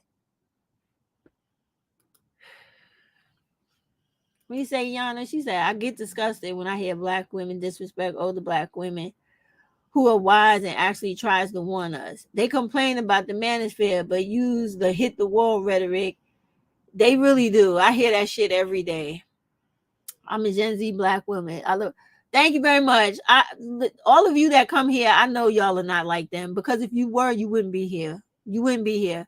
Because I have talked about too much stuff over the time I've been here to always try to help black people outside of the shit that is a pet peeve of mine. Like just last night, right? I was watching something where it was about black women on the griot. I don't know if y'all watch the griot, but I watch the griot all the time, right? So the griot was talking about a program. I think the program I put up last night was for Virginia. Now I have no control over their marketing and their advertisement, but they use the ugly fucking black male. So I don't give a fuck if he's on there. I put it up for black women to take advantage of the training opportunities that could lead to higher paying employment. And y'all know that's really what I'm about. Every night, like a lot of times, I'll come and be excited about shit and talk about it like I'm doing tonight. But a lot of the time, I just want to talk about, look, y'all, let's do this. This is important. We got this thing over here. We got that. And y'all know that about me. And I'm not going to stop doing that. And it really hurts me to see we don't give a fuck about each other no more. I don't come from a time like that. No matter what the fuck stories people tell about their personal lives, I didn't come from a place like that. I didn't come from a place like that. I don't have those stories. I came from a small village called Queens Village in New York City. You could look it up on the map. It's a small place in Queens. All those people there was black. We had sprinkles of other people, white people, Armenian people, and a few Hispanic people. All us people cared about each other, took care of each other. That's what I come from, me personally. Where other black women come from and lived in their life, I can't speak to that. So I don't understand that. And I have never been that. Can I disagree, dislike what black women do and all that shit? Absolutely. But I'm going to give them their motherfucking credit where credit is due, the way I always have. But what I don't like is seeing black women run headfirst into the fucking wall. And you trying to tell them, you need to slow down. You're running too fast and the wall is too fucking hard. Slow down. They don't want to hear shit because they think you don't know shit. You ain't got nothing to contribute. But like I said, I personally have lived through so many things in this life where I have seen the black women open the doors for other black women. And all those doors that were open, all these white dudes, these racist white dudes in office, in public office, and these black males that don't give a fuck about black women, but want to try to jump over everybody to be like the white man, they tearing down everything that has to do with women's rights, because ultimately, as much as black males are despised in this society, they're still males at the end of the day. So they still going to benefit from patriarchy no matter what, even though people look at them as the least of all men, but they still men. But us, we ain't going to have nothing, because those niggas don't never stand up for us. They don't never help us. They don't consider us. They don't give us. They give to everybody and never give us. And everybody in the world sees it except for black women that want to believe and keep dealing with these motherfuckers. Everybody sees that shit. It's fucking disgusting. It really is disgusting. People saying hi. She said hello. So was that video? Okay. I'm gonna have to find a way. Oh, I had said this earlier. I don't, my emails is jacked. I had got rid of them, so I don't have any more. I'll have to start a new account. But if you can you, is it possible to send it to me privately in a private chat? You could try to do that. The link is there if you want it. You can send it. Or I don't know. I don't know how else to get it to me. I'll set up a new email. I'm gonna have to then. Let me see. That was it? Yeah. Yeah. She said, what did she say? They said the thing about that is my comments under certain people. You know what? Let me see.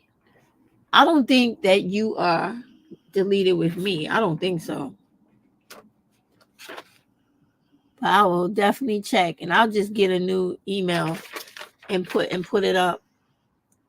Cause I got tired of the email because you know how Gmail is. Like they're always trying to get you to buy goddamn memory and shit.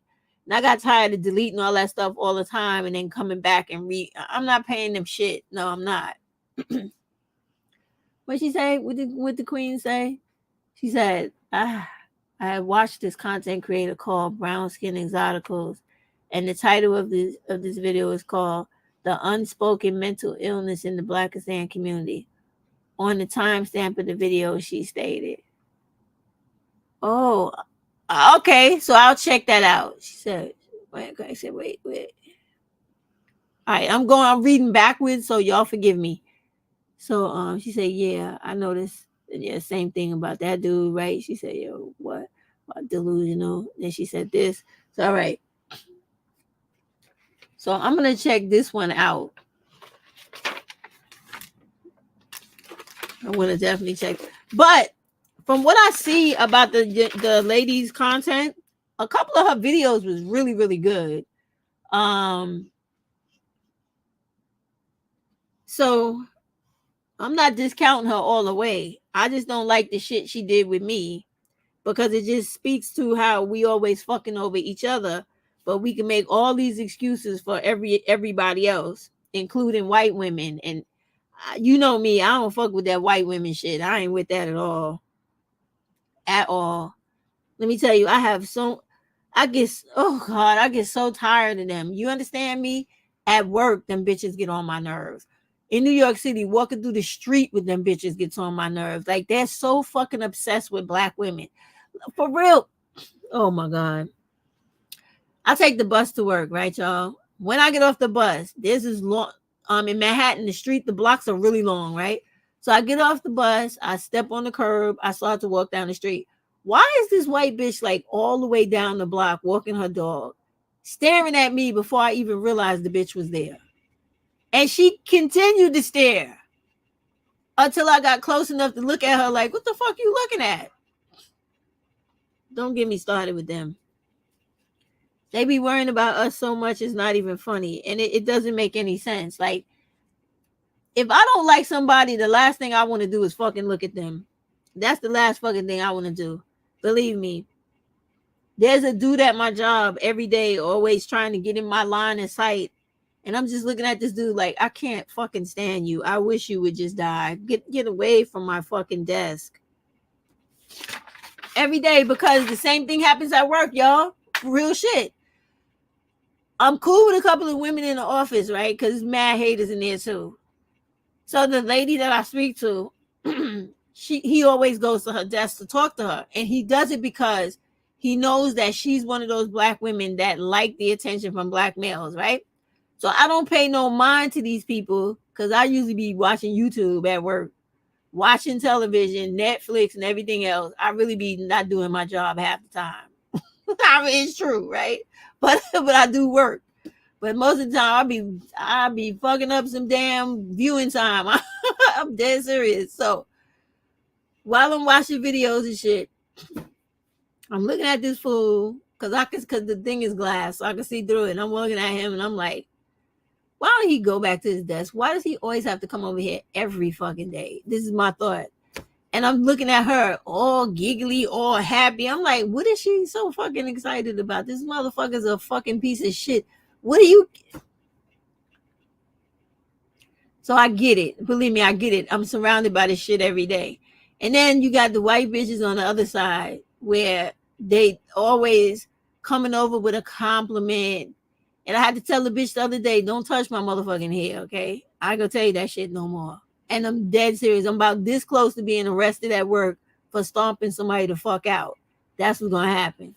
You gotta tell them, don't touch your hair. Stay off your shit. Like, how the fuck you gonna just come into somebody's office and pick up their jacket and talk about, oh, this is so nice. I wanted to see who made it. Like, are you crazy? So yeah, I've had my fill of them. They have no, they don't understand other people, what do you call it? Other people's boundaries. They don't understand personal space. They don't understand shit you're not supposed to say to other people. They don't understand racial, what is that shit there you supposed to say? Not racial differences, but like, oh my goodness. I can't think of the words right now, but it means like when you don't respect other people's values in their race. Like, you don't come up to black people and start talking to them about other black people and trying to use slang. That shit is offensive to me. I don't get down like that. Every black person doesn't speak in slang. There's no such thing as ebonics. Whatever colloquialisms we use as black people, they're because of where we come from. Every black person in this country, whatever state they come from, has their own way of doing things, their own dialect, their own slang words, their own accent. Everything is different from another place. So to try to make us all one hip hop stereotype monolith is fucking crazy, but they do it all the time. And it's like, no matter how many times you tell them, step out my space, knock the bullshit off, get away from me, stop doing that, they keep doing it. It's as if they like to see you get upset. It's like they like to keep poking the bear. I can't with them.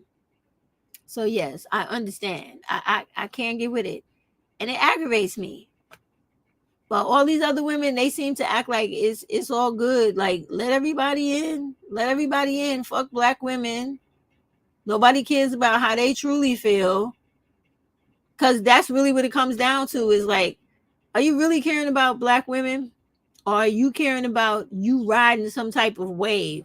Because if you ever notice, like, they keep referring, well, this is what I noticed, right? I was on TikTok the other day and YouTube at work again. I really do. I'm watching this shit and I'm like, why do they keep referring to this one channel as this movement in America that was co-opted from Korea? Like, this is not a thing, but they're trying to make it a thing. So they got these women over here, and this one lady, I keep hearing them say her name. She calls herself Supreme, right? So when you see the clips, you see it says West 4B movement, right? And it's like, West, what are you talking about, West?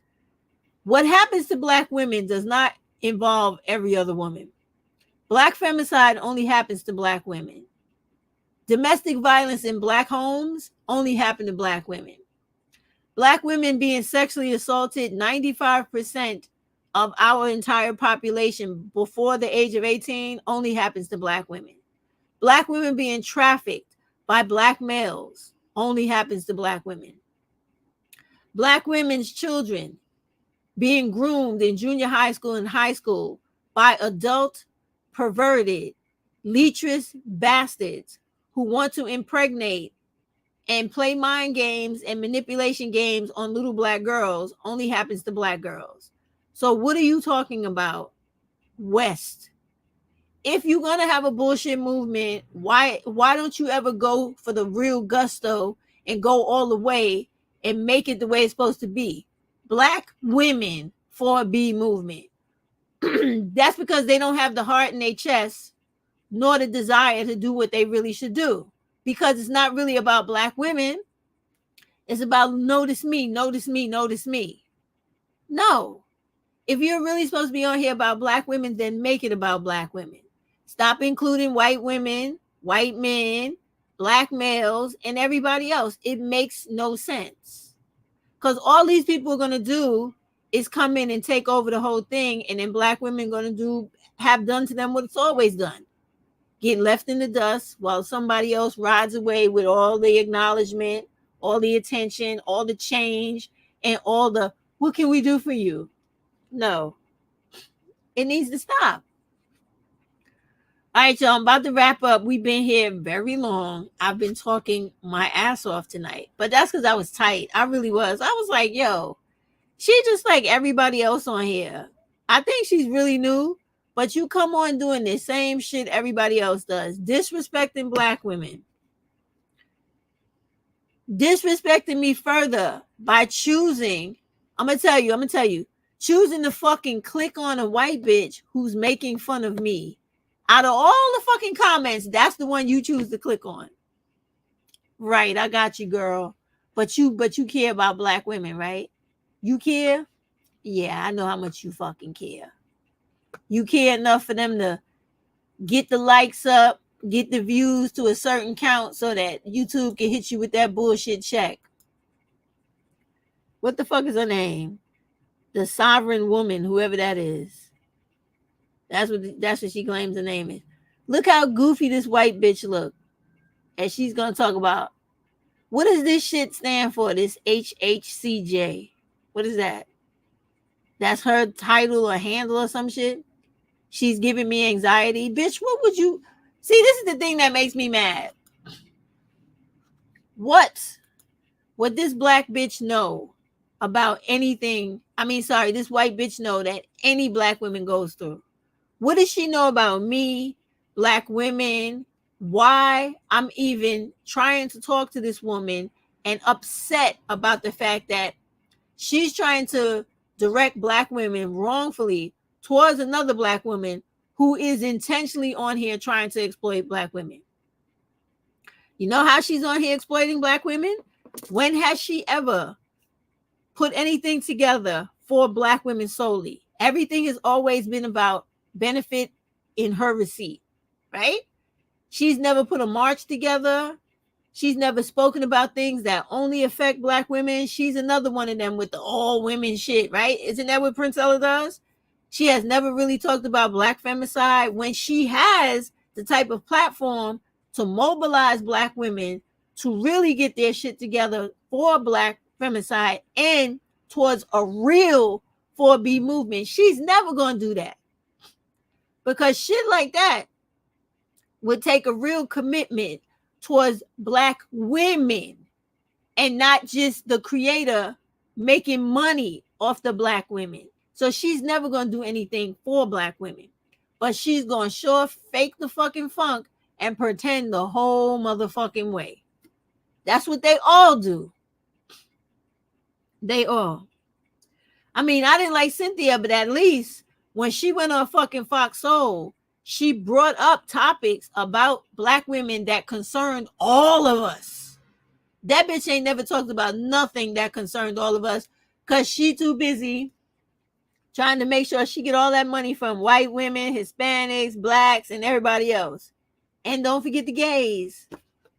You can't forget to allow Themis over there. Can't forget him. That dude, he just rubbed me, ever since he came out, like rubbed me wrong because, I think I had told y'all that I really like Greek, Egyptian mythology and Greek mythology, but he's using a name of sacred. He's wrong for that. Like in history, the Thoth, right, is 5 priests, individual priests that represented different parts of the belief traditions in Egypt, right? And him claiming that is really wild because I know he doesn't know any of those things those people were doing back then. Like they believed in the sciences, they believed in math, they believed in diplomacy and dealing with people on different levels and stuff like that. These basically were like really highly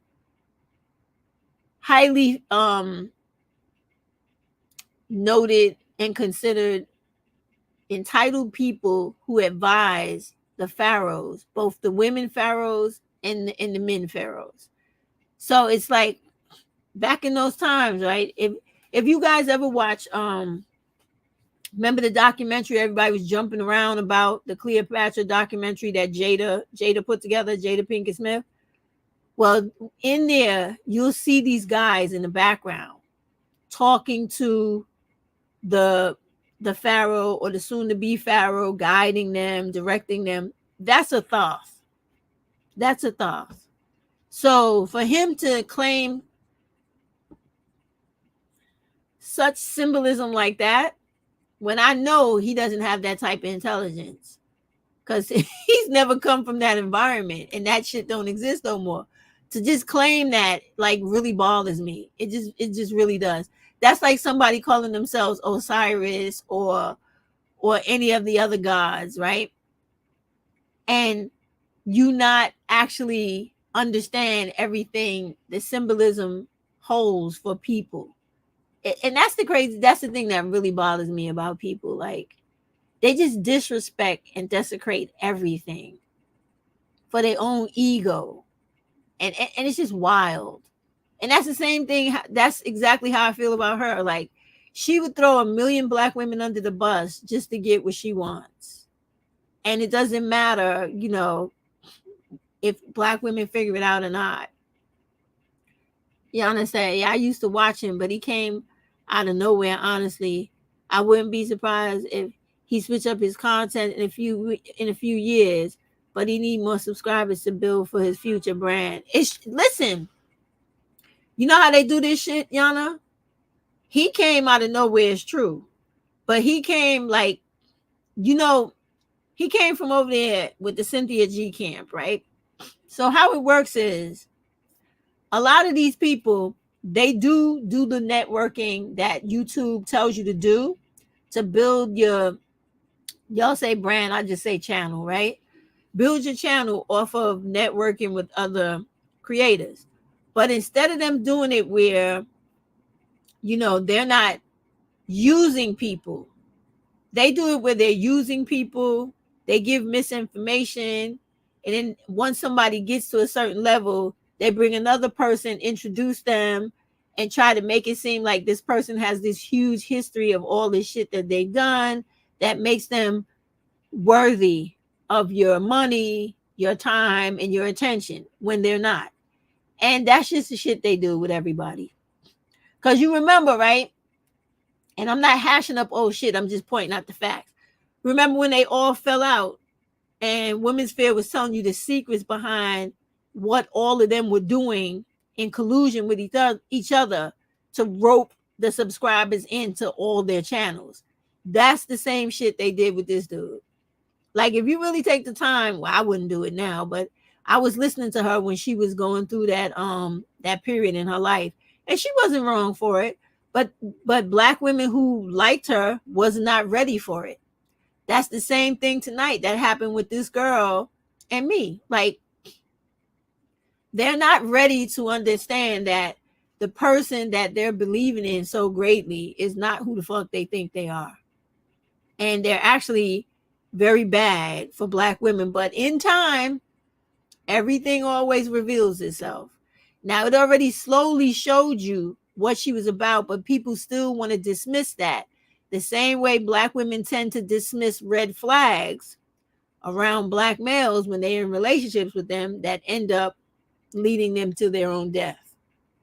It's just shit that black women do. They just want to hang on to people that they shouldn't hang on to. And you can't fucking tell them nothing until shit runs its course. It is what it is, I guess.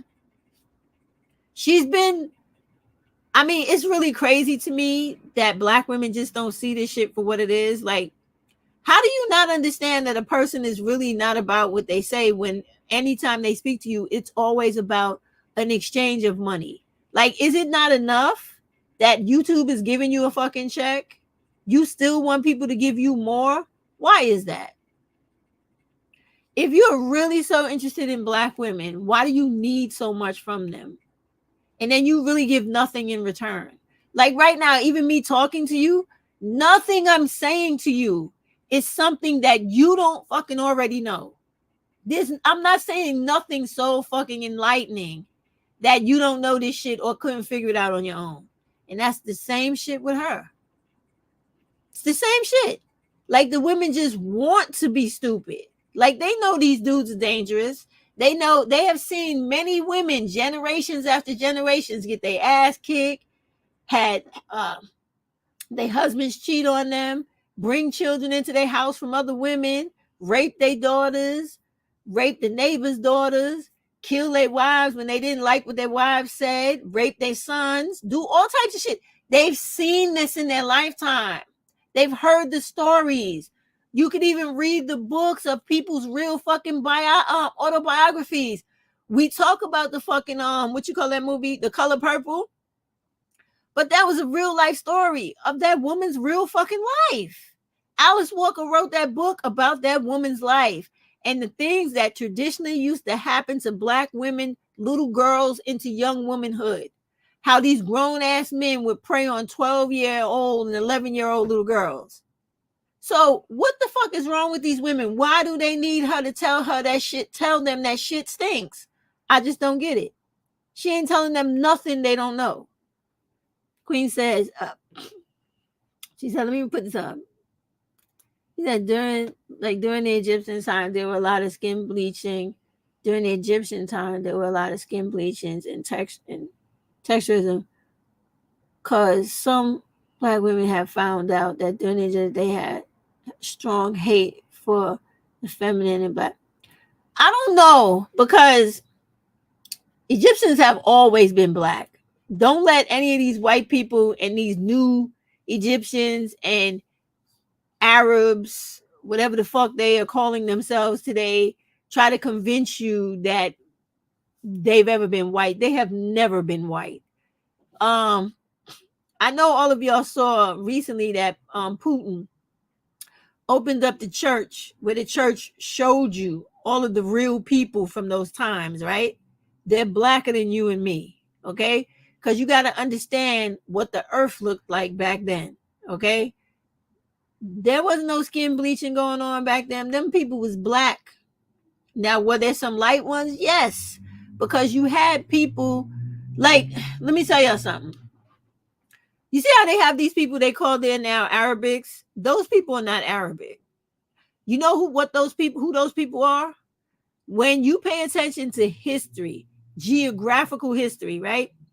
Those people are the descendants of the Ottoman Empire people, mixed with the Africans that are there present day and all the rest of the people that invaded those lands. There's no such thing as so-called Arabic.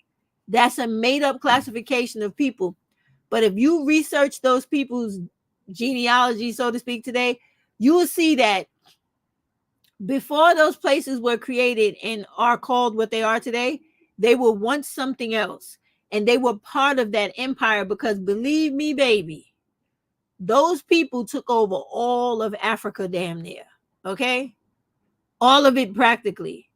And they stayed there for a long fucking time. That's a bit of history that is funny how they never teach that. But that's a real significant part of history. Like, you guys don't ever think about shit like in everyday life. Like, remember, I know y'all have been taught about Alexander the Great, right? You ever wonder why those places that he conquered and that he colonized are no longer in existence to today? You don't never think about stuff like that? Sometimes you should. Read it up, check it out, see what I'm saying. This is all a game. And the game is to hide Black people's true history so that you don't know who you are. But those of the world who actually have the history, they clearly know who you are. That's what all that shit is about. And they use that against us to play on us against each other. Like Putin, he only revealed that shit because he's trying to get into the interior of Africa. For those of you that are not aware, which is why I tell you Black women got to be way more politically educated.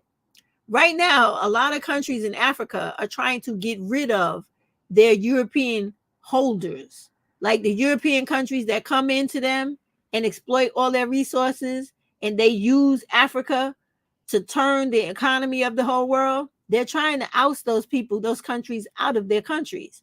So as they're kicking them out, and several African countries have gotten rid of the American dollar. They don't want to deal with America like that. He's not stupid. He's trying to get in there and still usurp their power and their resources by acting like he's their friend and an enemy to the other whites when he's not. He's just trying to get what the other white people are being pushed away from. That's the only reason why he did all that shit. And for those of us black people that know who we are in this world, we already knew all that shit before he exposed it. And there are actually places in this world to this day that show you the true history if you only go there and see it. Like when they were showing the picture of the Madonna, right? The Madonna has always been black. When you go to Italy, the Madonna is there in the churches. She's black. Listen to this now. If you go to the Philippines, the Madonna is there. She's also black. When you go to places like even as far away as fucking Romania, the Madonna is there and she's black. This is not new. None of this shit he pulled out that vault is new. It's to be used. Hold on, let me see what people are saying. All right, wait. I missed a couple. Hold on. Let me start with this one. She said, the ones who know kill Christ like, and they're the reason to why they're the curses of people. Under Pretty Magic comment section, someone has said this. I'm going to check that out. I know a lot of stuff, but the one thing I don't do is like think I know so much about religious history, because I do not. Actual history, yes. So I will check that out, because I don't want to talk about things I don't really know, because I don't want to be like that. I don't want to talk about shit I don't know for a fact. You know what I mean? I don't want to say that, but I'm going to check it out. And then say exactly. I would say that Princella did a good job exposing Jane Elliott. Jane Elliott is a piece of trash. She's doing the same. She was doing the same thing to everybody that I'm saying Putin is now trying to do to the Africans. She's just trying to come up off of people, off of us. So exposing Jane Elliott for upholding white male supremacy and using black people. Yeah, I'm telling you. And what was the next person said? I just find it odd. Princella did a 360 on her message. Do you believe people get paid behind the scenes to wish the messenger of the Yeah, they do, man. I'm trying to tell you, Yana.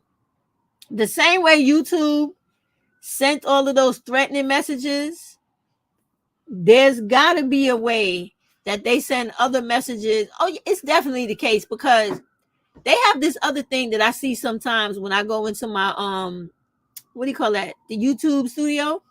And they have all these other programs in there for content creators. When content creators make certain content, and they hook you up with what was the thing they was telling me the other day? They hook you up with the people that pay you. You know, like the advertisers, whatever that's called. What is that thing called? Starts with a P. God damn. Y'all know exactly what I mean. Like when you're looking for somebody to promote you, when you represent, like let's say, like I like to wear a lot of H&M, right? So if I wrote a letter to H&M and was like, look, H&M, I have this YouTube channel, I got a few followers, I wear your clothes all the time. Endorsement, that's the word I was looking for. If you endorse me, I bring more customers to you. What you gonna do for me? So YouTube always has these goddamn what do you call them? I would say options to do as a content creator. Like you could do certain things. Like they give you a list of stuff to make videos of. If you choose those certain videos to make videos about, there's different pay levels for them. That is definitely true. I have seen that in there many times. But because I don't give a fuck about YouTube like that, I just be disrespecting and writing all types of fucked up shit when they send me the survey. Like how as a content creator, what is your experience and your opinion? And I'm like, y'all are fucked up. You always allowing anti-hate speech for black women. You're really a foul. I'd be going off, cursing, acting fucking ignorant. I don't like them. I don't. And I think it's foul how they let black women be run down into the ground on this damn platform, because again, That type of shit makes money for them. If it ain't the diaspora wars, the gender wars, or some other shit, they always making money off of throwing black women in the mix and making everybody go, yeah, we hate those bitches. And then they make money off of that. It's fucking insane. Get the fuck out of my chat, fucking asshole. Sorry, I don't like. Please, y'all let me know when these niggas creeping here. I'm not with that shit. So let's see. She said, all right. So then, wait. Sorry, I hit the wrong thing. Apologize. I heard Alexander burnt down a historic. Yeah, he did a historical library that contained all. He burnt all of the ancient scrolls, world secrets of black people. Let me tell y'all something. That dude is very interesting, right? If you ever have like some time, he has a huge history, okay? So when you read him, understand what you're dealing with. You're dealing with a white man that came to Africa, because even though they tell you all this other shit and make up all these false names for different locations in the world, it's only 7 continents, and Africa is the main one, okay? So let me tell you, this is a white dude that came from Europe to Africa, and you talking about a dude that came there and found the craziest shit you ever wanted to see. Snake dancers, devil worship, in his words, devil worshipers, but not really devil worshipers, but like shaman, and not the shamans we have today. Shamans that really thought they could speak to the devil and all that type of stuff. Because when you really look into like African history, the spiritual worship, and some of the things, you'll learn quickly that there's a positive and there's a negative. They believe like the Asian people with the yin and the yang, the good and the bad balance out everything.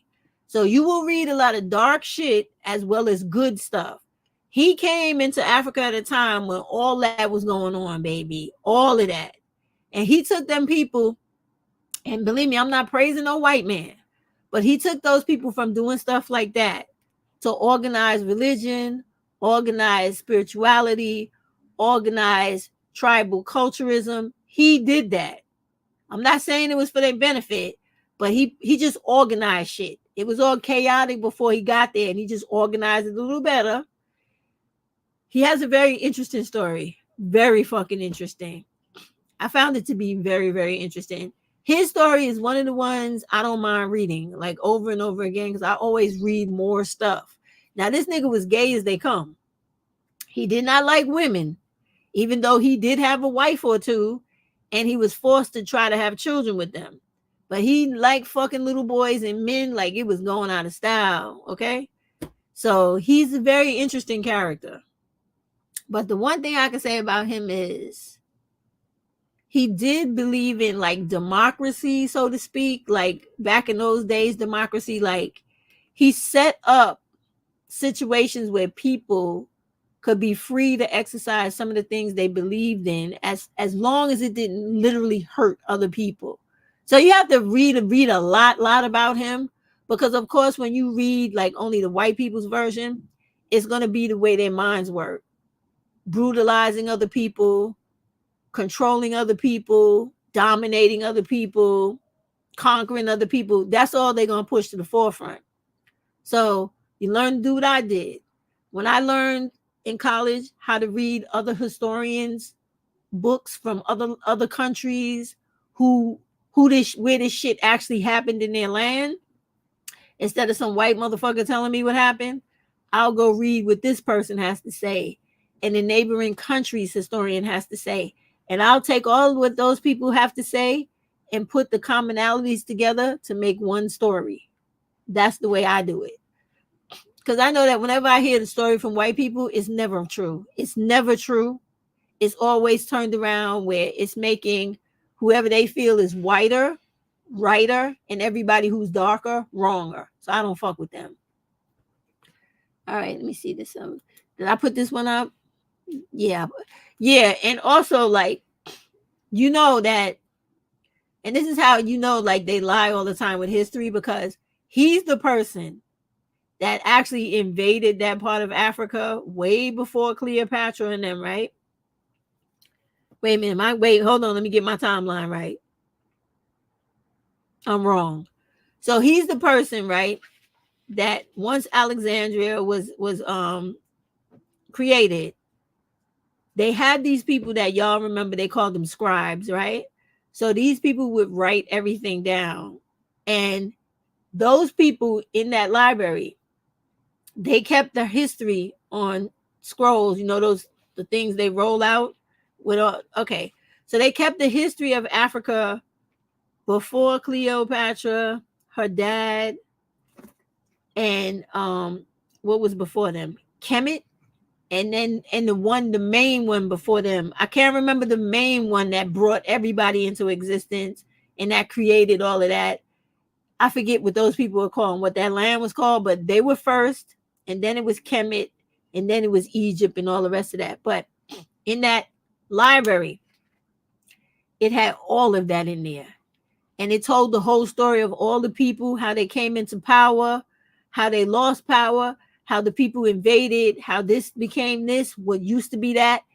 They got rid of all of that because they didn't want nobody knowing that all these black people was where all these Europeans that used to live in caves and eat one another would come to these black people's land that had colleges and universities before these white people knew how to take a bath, came there to learn centuries and centuries and centuries before any of that shit was even written down. Yeah, he burnt up all that shit because it made the white people look like the savages they were. And it showed the world that all these people that you've been going around for forever trying to say that we was cannibals and less than human and monkey like and all this type of stuff, that we were actually the beginning of the world.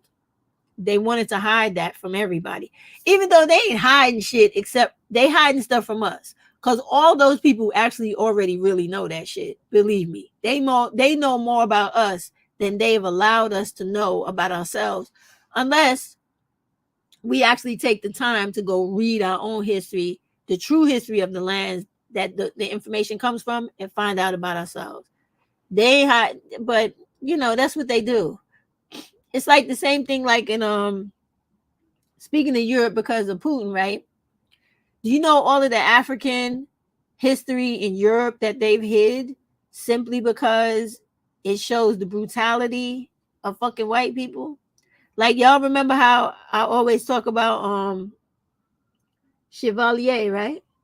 I love to talk about Chevalier because he's only one of the black people from the Black Renaissance in Europe that they erased from history because he was better than Mozart, better than all those dudes that they put on pedestals. And because he and his little friends was the beginning of the French Revolutionary War, they just took they burned all his music, they burned all his books, they burned all the history about him and tried to erase him from existence, him and many other people, because they don't want black people to know just how great they really fucking are. And it's a shame that we don't feel this way about ourselves innately, because you can't tell me as black people that when you wake up every day and you step out in the sun and you start walking about in life, you don't feel like I feel. I feel like I'm on top of the motherfucking world every day. I do. Like, it's something about when that sun hits me and I just feel brand new. I just feel made over. You can't tell me you don't feel that. So there's no way I'm going to believe people when they tell me that I'm nothing and I come from nothing. Are you fucking crazy? Especially being a black woman. You know that all these people you see walking around came from some black women that look like you probably a million years ago. So why would you ever hold your head down and allow these people to make you feel like you're nothing? Never me. Which is why I get so upset when I see black women fucking over other black women and black women not being strong enough to understand that they're enough. You don't need no black dude to make you feel whole, my girl. You already whole. You already whole. You don't need nothing he got. He's only here because the universe or whoever brought us here, I'm coming, Queens, the universe or whoever brought us here decided to make a mutation, and thus he was born. Because before him, they try to act like what's that word? Parthenogenesis never existed with black women, when they know the fuck yes it did. Because everything in us is unlike every other woman. That's why they talk about the Eve gene, all that shit all the time. And it's so disrespectful to hear black women say that only some women have, black women have it and others don't. That's not true, my dear. We all have it. Like, I don't understand how people, I just don't understand the need to want to not believe in yourself and to tear yourself down and to make other people superior to you. I just don't understand that shit. I don't. I feel like the black women bloodline is really ancient, that it goes way back before Kim. It does. I don't know how far back, but I definitely agree with you, and I don't know how far back it goes. Now, I've heard some stuff that I thought was a little fucking crazy, but in this world, you never fucking know, right? I heard that they actually found black women's remains, like a mummy of a black woman, in space. You never fucking know, but I did hear that. I never saw the proof of it, but you know how you listen to these scientists talk and all this shit. I was watching a video and they were talking about how they found remains of people. And when they brought it back and they tested it, it was a black woman. And I was like, what? But listen, stranger things could be true. Because did y'all know that they put a fucking train on the moon?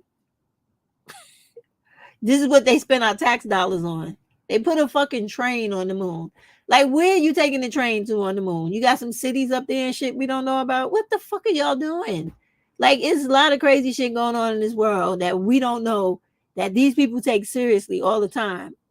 Like, did y'all know? Now, this is what I heard, right? When I listened to these weirdo sci-fi people, right? There's other sectors in YouTube that really be going off into the far deep about all this crazy shit, extra dimensions, all this stuff. I watch this stuff sometimes just to hear it, right? So this is the thing that's new right now. So apparently, I read a book by let me just see what she said right here. She said, I read a book by Sonia Joe about black women with their original civilization of the Isles. I'm gonna have to check it out. I've never heard of that. I'm gonna check it out. So, but it's a lot of strange things I've never heard of before, but many people know things about stuff, right? So I heard when I was watching this sci-fi channel that supposedly, like, on what is it, Monday? Let me see. Yeah, Monday, when we have this eclipse, right? There are these people, these scientists, right? Who they believe that there's an alternate universe where this is what they believe now. They got this white woman supposed to be like a what do they call it, the destroyer or some shit like that, you know, like out of the comic books. They really believe some crazy shit like this. I'm saying it's crazy because I don't know it to be true, right? I don't think it's true. I don't want to believe it's true, right? So apparently these particular people have been trying to conjure or pray to some really, really strong entity in this, somewhere in the universe, to come and destroy this planet. Why they would want to do that, I fucking have no idea, right? Maybe they think they're gonna go live on the train on the moon. But anyway, this is all this kind of stuff that a lot of people talk about, different stuff that I don't know anything about, right? But you never know if it has some truth to it.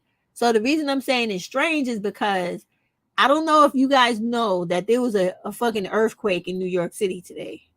There was an earthquake of 4.7 on the Richter scale in New York today.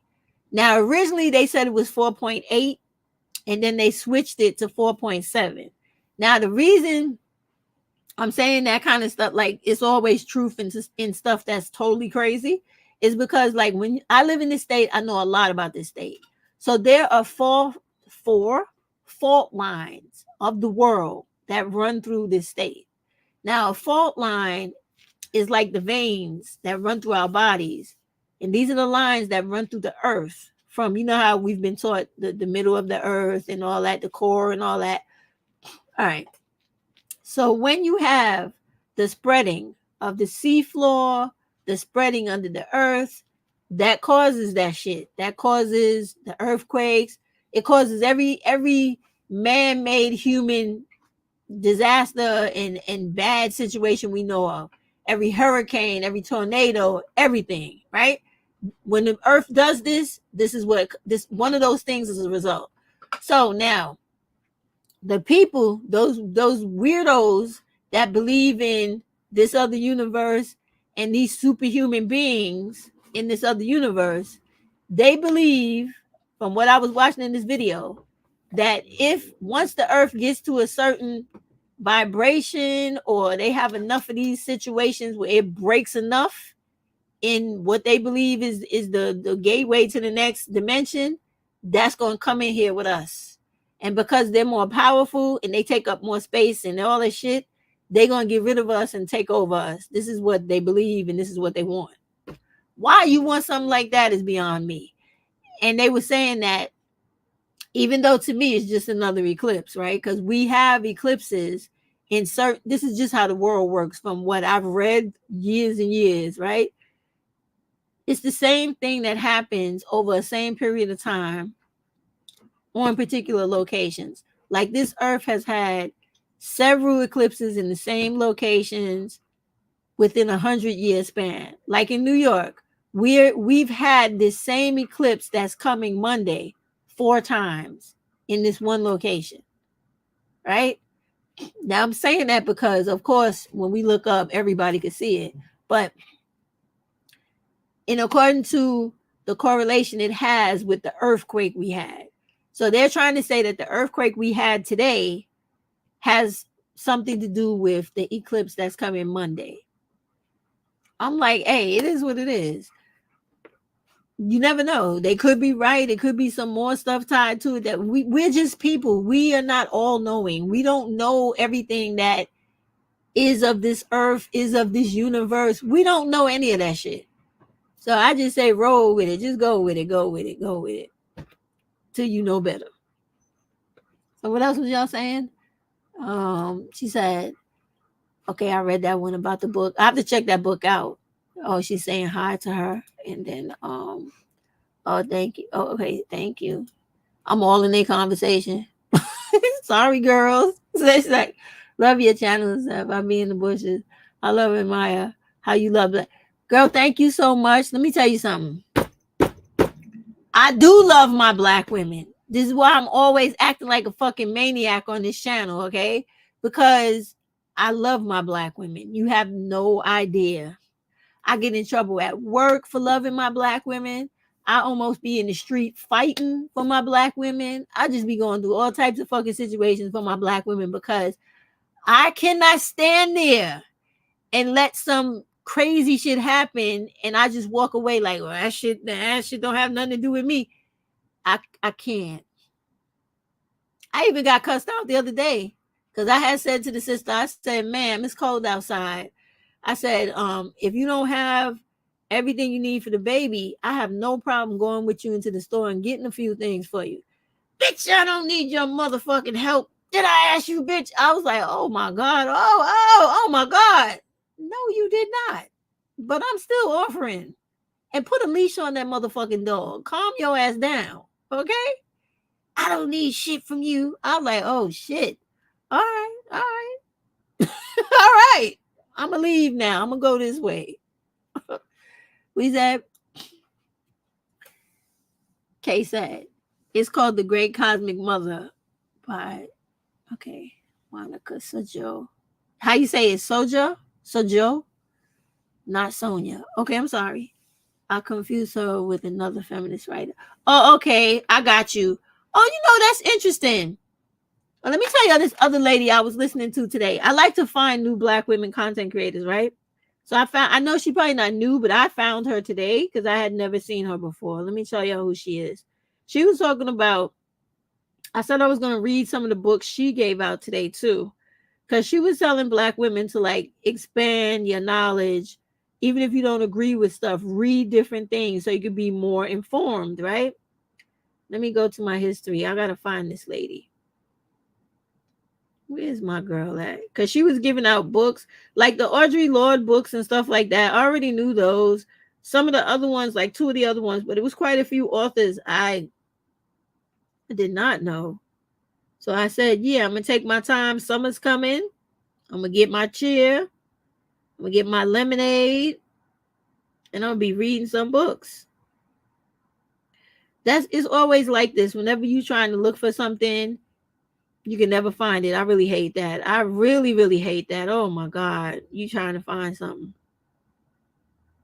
Oh, here she goes. Her name is, I don't know if y'all seen her before. Her name is Teresa Lee, right? So let me go back. What's Teresa talking about now? She's so crazy. All right, hold on. Let me I want to the video with the books. If I get the video with the books, I'll show y'all. Let me see videos with the videos of books. Okay, okay, the reading list. Here it is. All right, hold on, y'all. Let me get it for y'all. I want to show y'all the reading list because why should I try to reiterate what she could really tell y'all? All right, so she said, yeah, Swedish, yeah, Soju. Soju. That I know that last name because there was an attorney I used to work with. And her last name was similar to that, but it was spelled differently. And she told me how to say it. And she did say she was from Sweden. Yep.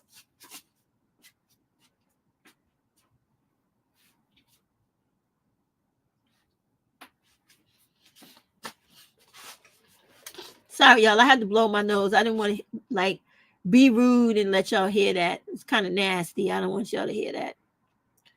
All right.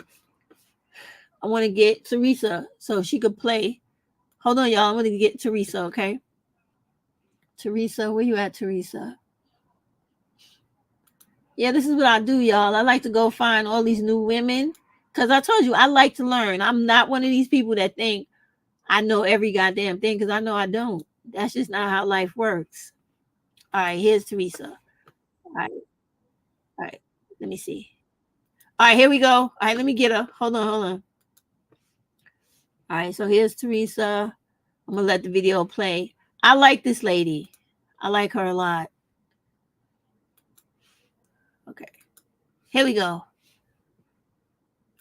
Can y'all see it? You asked. I answered. Here's my feminist reading list. This is in no way comprehensive. This is just the books I happen to have on me and some things I have on Kindle and some suggestions. And I welcome everybody in the comments to leave their books, any books that I left out that they would suggest. Here we go. And this is in no particular order. Let's start with the classics, shall we? The Second Sex by Simone de Beauvoir. In Defense of Witches by Mona Chollet. I don't know why I started out with the two French books. Oh well, they're translated in English, don't worry. By the way, I hate book jackets, so a few of the books I'm going to show you do not have a cover, so I'll just show you the side. The Purity Myth, How America's Obsession with Virginity is Hurting Young Women. This is by Jessica Valenti. She is here on this app. She has a newsletter about abortion that she releases every day. Follow her and go to her Substack for her newsletter. Why Women Have Better Sex Under Socialism and Other Arguments for Economic Independence by Christian Godsey. I haven't finished this one yet, but what I've read of it so far, I like. Speaking of socialists, let's go old school. Anarchism and Other Essays by Emma Goldman. In particular, my favorite essay, Marriage and Love. These are going to be on the Kindle now. Single parents and their children, the good news no one ever tells you. I know this author, Bella DePaulo. She interviewed me for another one of her books. She does research on being single and how the psychological benefits of marriage that they say we get are actually not as good as they think they are. Very interesting research she does. You know, scrolling through this Kindle, I'm realizing just how many diet books I have on this iPad. Hood Feminism by Miki Kendall. We Should All Be Feminists by, oh gosh, I'm going to butcher this name, Chimamanda Ngozi Adichie. Feminist Theory by Bell Hooks. Outrageous Acts and Everyday Rebellions by Gloria Steinem. Back to a little bit of old school, A Vindication of the Rights of Woman by Mary Wollstonecraft. This is a great one. Backlash by Susan Faludi, The Undeclared War Against American Women. Now, this I haven't read, but it looks fascinating. Witches, Midwives, and Nurses by Barbara Ehrenreich and Deidre English, A History of Women Healers. That sounds good. The Will to Change, Men, Masculinity, and Love by Bell Hooks. Now, this is interesting. This book isn't published until October. Abortion, Our Bodies, Their Lives, and the Truths We Use to Win by Jessica Valenti, another person on this app. That book comes out. When does it come out? October 1st, 2024. Mark your calendars, y'all. Never read this one, but it looks good. Clementine Ford, Boys Will Be Boys, Power, Patriarchy, and Toxic Masculinity. I talked about the work of Liz Lenz earlier today. This American Ex-Wife. Very good. Mediocre, The Dangerous Legacy of White Male America by Ejioma Uolo. Hope I'm saying that right. This book I love, The Tragedy of Heterosexuality. She examines just all the problems in heterosexual relationships and how what she refers to as the heterosexual repair industry doesn't repair anything. Very good book. Yeah. Killing the Black Body by Dorothy Roberts, Race, Reproduction, and the Meaning of Liberty. I like that one. All the single ladies by Rebecca Traister. This one's good. The Body is Not an Apology, The Power of Radical Self-Love by Sonia Renee Taylor. The Secret History of Wonder Woman by Jill Lepore. They made a movie about this a few years back. Wonder Woman has a very interesting origin. Definitely put it on the reading list. Emotional Labor by Rose Hackman. Rose Hackman is on this app. Go follow her. She's a lovely British lady who has a lot of amazing things to say about emotional labor. Definite read. And finally, The Creation of Patriarchy by Gerda Lerner. Old school. Here's a few books that aren't really feminist books. I just like them and think they're interesting. The Origins of Totalitarianism by Hannah Arendt. There's a very interesting chapter in this book called The Dreyfus Affair. And it's very, very, yes, Kitty, I know. And it's very interesting because when I read that chapter, all I could think of was the OJ trial. Google The Dreyfus Affair. There are better polyamory books out there, but this is the first one I read a few years back. The Ethical Slut, A Practical Guide to Polyamory, Open Relationships, and Other Adventures. A Colony in a Nation by Chris Hayes. This is a very interesting book because it basically just talks about how certain people in the United States and certain structures makes it feel like you don't really live in the United States, but like you live in a colony of the United States.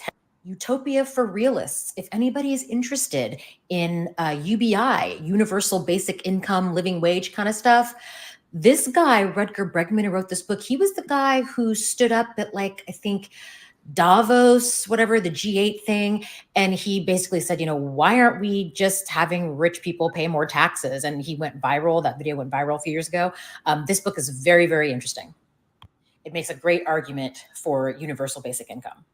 Now, these last three are what I call coffee table books because they're just fun books to have on your coffee table and they make for great conversation. Catch Me If You Can by Jessica Namungo, One Woman's Journey to Every Country in the World. Queens, Women in Power Throughout History. And finally, 199 Cemeteries to See Before You Die. I love cemeteries. I went to France a few years ago and the cemeteries there are amazing. I could spend days in a cemetery in France because they're beautiful. This just has lists and pictures and little information on every amazing cemetery in the world. It's awesome. I love it. Also makes a good conversation piece. People see it on your coffee table. They're like, what the hell is this? So that's my reading list. Y'all are welcome to add to it in the comments. I very much appreciate it because I want this list to be as comprehensive as possible. All right, y'all. I had to cut her. Naya's acting crazy again. Y'all know how that goes. But I just want to say this, right? The two books that she had in the beginning when she was like, oh, I start with the French books, but they're in English. Don't let that stop you. Any book that's in another language, right? Take the time to read the book with a dictionary or another book that teaches you the words. Work your brain. Make your brain go through the process of translating those words without somebody doing it for you. You get more out of the book that way, and you also will pick up words from the language. Believe me, right? The thing she was saying about the cemeteries, right? There's something about cemeteries where, I don't know that much about what their practices are in Paris, literally, but being a person that comes from a culture where our culture is derived from the Jesuit priests from France, cemeteries for us in Louisiana is more like a celebration of life instead of mourning the death or the passing of someone. So when she was talking about beautiful cemeteries, right? It is the artistry that goes into the headstones. It's the artistries that go into the tombs, because some families have family tombs. Some have plots. They have a lot of different things, right? And people design it to the feel and the character of their own family. And then there's also things that people do to decorate the cemeteries to continue life for the dead people. And that's basically like how we think and how we do things where I'm from. Because it's like where I'm from, we have like a family plot, right? So even if you're not dead, you can still go in there and you can design where you're going to be laid to rest. And we don't look at it as something that is like, oh, that's morbid or that's creepy or that's not what you do. It's part of who we are. So when she was saying that, it kind of was making me think about like how we do stuff at home. Like one person passes, and however we put them to rest, whoever goes next, we begin planning for them while they're still alive. Like, okay, so you want to be with mom and dad, or you want to be with grandma and grandpa or whatever. And then we have to worry about where uncle goes and aunt goes and make like a family tree in the cemetery. So it's interesting. Like I'm thinking about me and mine and how we think about the cemeteries. And I'm just thinking like, I'm sure it's going to be a very interesting book to read, because I am going to read it, to see how other people deal with cemeteries and the care, the love, and the I'll never let you go type of mentality when you lock into caring about the cemetery like that. Like y'all already know that. Y'all know all people from Louisiana, we don't believe in like how people dying and we just like be crying and sad and all this. No, we be partying, child, drinking, dancing, music, singing, laughing. And sometimes, depending on who the person is that we burying, that person be right there at the party with us too. We'll have the person propped in the party, and then after the party is over for the celebration of their life, then we lay them down, then we put them in the earth, and then we do another ceremony, like a send off back into from whence they came, like from the earth back into the earth. So it's very interesting, like all of the different things that people do in this world for stuff that's really near and dear to them. Kiana, what you said? She said that's why in New Orleans they do the dance. Yeah, we all do it in Louisiana. I mean, I'm not from New Orleans, but we do that too. We do everything basically that New Orleans does is kind of like a melting pot of all of the other different cultures all throughout Louisiana, because we have the African remnants from the Black people, then we have the Native Americans, and we have the remnants of the people who colonized us, which were the French first, and then the Spaniards, and then the French again. As crazy as that it sounds, right? And so And then we have other people in there too, like German. We have a German history in Louisiana that most people don't know about. And so it's very different there. I like it a lot. I like it. I like it because I don't know, I'm funny like this. Like I respect my foremothers more than I respect my forefathers. That's just me personally. Like when I hear tales of any one of my grandmothers from wherever they come from, and no matter how far back the family tells the story, I'm be so intrigued with that woman. I don't really care what the man is doing. I'll just be like, what she do? What does she do?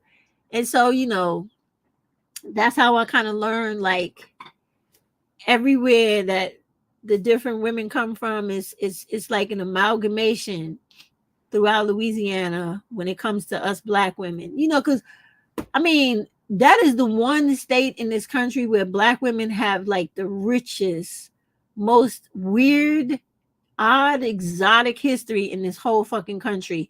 It is like one of the states where even within the time of bondage and slavery, Black women were some, now not all of them, were some of the most freest Black women in all of America at any time. Like I think even freer than now, because there were Black women in Louisiana that some of them they weren't always dark like me. The majority of them weren't, but some of them were Black women that, of course, could be white, which is why they had us start to wear the hair rags. And what did they call them? The young Shagong or Yagong. I don't know, it's some weird name. It's not a French name, even though people think it's French. It's another, I don't know what that language is, but Shagong. I think it's pronounced Shagong. But anyway, I think it might be an African German blend. But anyway, those women that was Black but looked and could pass white, right? They own land. They own businesses. And most importantly, they own businesses where men were their employees. They led office when Black women were slaves. This is all real history from Louisiana.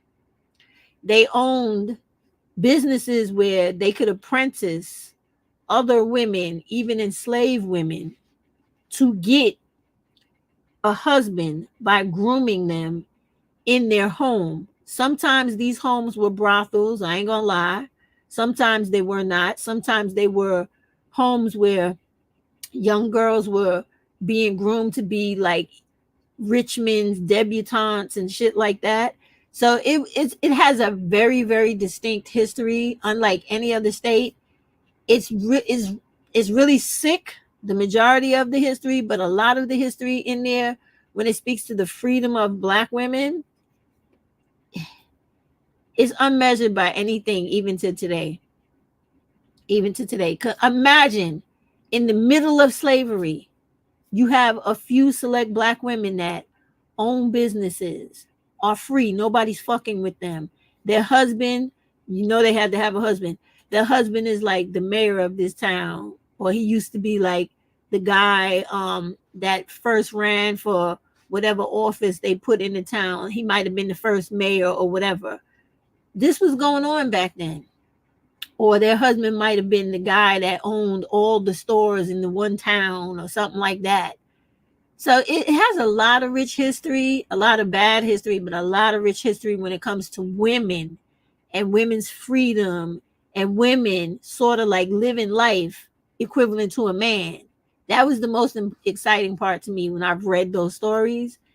And they don't be teaching that kind of shit in school. So, but it's amazing. It is really amazing. Every now and then, if you ever take a trip to New Orleans or Louisiana, go to any library and try to read all the archives you can. You'll be surprised the amount of shit you find out about the particular spot you're in. I'm telling you, it's amazing. It's really amazing. Like there was one lady I read about in Shreveport, where I'm from, because we live off the water, where my people are from. It was a lot of import export, right? So she was one of the first Black women to own her own boat Like she would ferry people back and forth on the water, and she actually owned her own company doing that. I couldn't believe that. It's very interesting. The history there is amazing. Yep. But in specifically with black women, like only black women. It's very amazing. Yeah, Kiana said line dance. Girl, we do all types of dancing. Not just that, they do that everywhere. Line dance is like the South, the Midwest, everywhere. But we in particular, we have spiritual dances that we perform in the water. We have dances that we perform at babies' births, right? You see that book that she showed where it had something about witches and all this other stuff. Like the women where I'm from, they used to practice heavy, like the teachings from the African women that they were born from. They would teach them all types of remedies for abortion, pregnancy, preventing pregnancy, illnesses, making women sterile, because there were women that did not want to have babies to be born into slavery. So they found the herbs and stuff and the poisons that they could put in the women's bodies that would not kill them, but would kill their ability to reproduce. So they used to do a lot of stuff, and they have all these stories written down. That place is, I like that place because it's amazing to me. Not only does it look historical, what I mean is like when you ever go there and you deep into the, like, it depends on where you go, but like if you go into the marsh, right? And you got all the water and the grass there, and then sometimes there's like these beautiful weeping willows, and then there's sycamore trees. It's just like, it just makes you feel like sleepy walking, being wide awake. And it's like as if the wind is carrying like whispers of secrets, of information that you just need to know. Like, I love it down there. Let me tell you, I could get lost in the bayou all day. When I go down there sometimes, you know, I'll see my family. I love them and everything, but I would much rather like have like a warm blanket, something to eat. I take my iPad out, a pillow, right? Get in a fan boat, go out to like the sunniest spot and just sit there. Just anchor there and sit there for a while, right? And just let the sun heat the boat, heat me. I either read something, watch something, listen to something, and literally go to sleep. Of course, I have a dog with me, because when you go out into stuff like that, whether it's the bayou, the swamp, or the marsh, right, in Louisiana, you got to watch out for snakes. You got to watch out for alligators. You got to watch out for, people from other places bring animals to places that don't belong. So you now have like exotic animals that don't need to be there. Last time I was down there, people was telling me that they had Nile monitors down there. I'm like, what the fuck? Who brought that here? That's a dangerous reptile. You don't want to fuck with him. But anyway, they have all types of stuff like that down there. But so we go, and the dogs is used to the boats, right? They sit on the lower part of the boat, but if they ever have to come up to your seat, they know how to get there. But by that time, me and that dog, we in the bottom of the boat, and I don't mean underneath it, but I mean just like on the surface level, like when you come down off the stairs. And I got my like makeshift bed. It's like an old-fashioned pallet. We still have those. I lay on that shit, being that sun knocked the fuck out. Sleep in Louisiana, right underneath the sun. Loving every minute of it. Set my little phone on my iPhone, let it wake me up, and I ride the boat back, take it back, because I rent it. I don't own it. I take it back, and then, hang out some more, go eat some gumbo, all that type of stuff, and then get right back on the plane and come back to New York City. I do that all the time. And y'all know, one time I had tried to do a live from down there, but that place is below sea level. So sometimes the connection is trash. And it was very much trash with me that day. And it was probably my carrier was trash too. But yeah, I love it. I love to go down there and just like like go as country as I can be, like be as country as I know how to be. I just have a good time. I really, and it's good. I think it's good for your mental too. Like always being in the hustle bustle of the city. Sometimes you need to be able to like lull out and just relax. I'm telling y'all should go down there. I don't care what part you pick. Just pick a part where you could just sit and enjoy. Enjoy. You really like it. I know I like it. You know what's funny about there too? Like we always talk about Creole, right? And I had said this before. I wanted to make this real clear about the difference between Haitian Creole and Louisiana Creole, right? Haitian Creole, y'all, is the one that everybody talks about is based off of your color, your skin, your hair texture, how you look. That's Haitian Creole. That ain't Louisiana Creole. Louisiana Creole is gumbo, speaking out broken French, broken Cajun, French, English, patois, because it's so many languages in Louisiana, it's not funny. You have the Native American language, you have the Hispanics down there, you have the leftover German people. Sometimes I think they got Italians down there now. So it's a lot of like blending of the people. And then you have the Cajun people, right? And that's a whole history of people that most people don't even talk about from Louisiana. Like those are the white people that's all mixed up, that live in Louisiana, that speak their own type of patois, and they speak their own version of a broken up French. Those people are down there too, and they cook, they drink, they perform, they do all the stuff we do, but they don't interact with us as much as, you know, everybody else interacts with us when they come to Louisiana. Like you got to literally go to Cajun areas and see the people up close, see what they look like, hear what they sound like, because they sound different from us too. So it's very interesting, because I knew a couple of them when I was little, because I would always go down there all the time. You know, first I used to live down there for a little while, then I came back up here. Then when my mother and father both relocated up here, we had to go down there every summer. You know, like if you're Caribbean, a lot of Caribbean people, they go home every summer for people to watch them. That's what used to happen to me and my siblings. Like we used to have to go back down to Louisiana after we moved to New York officially.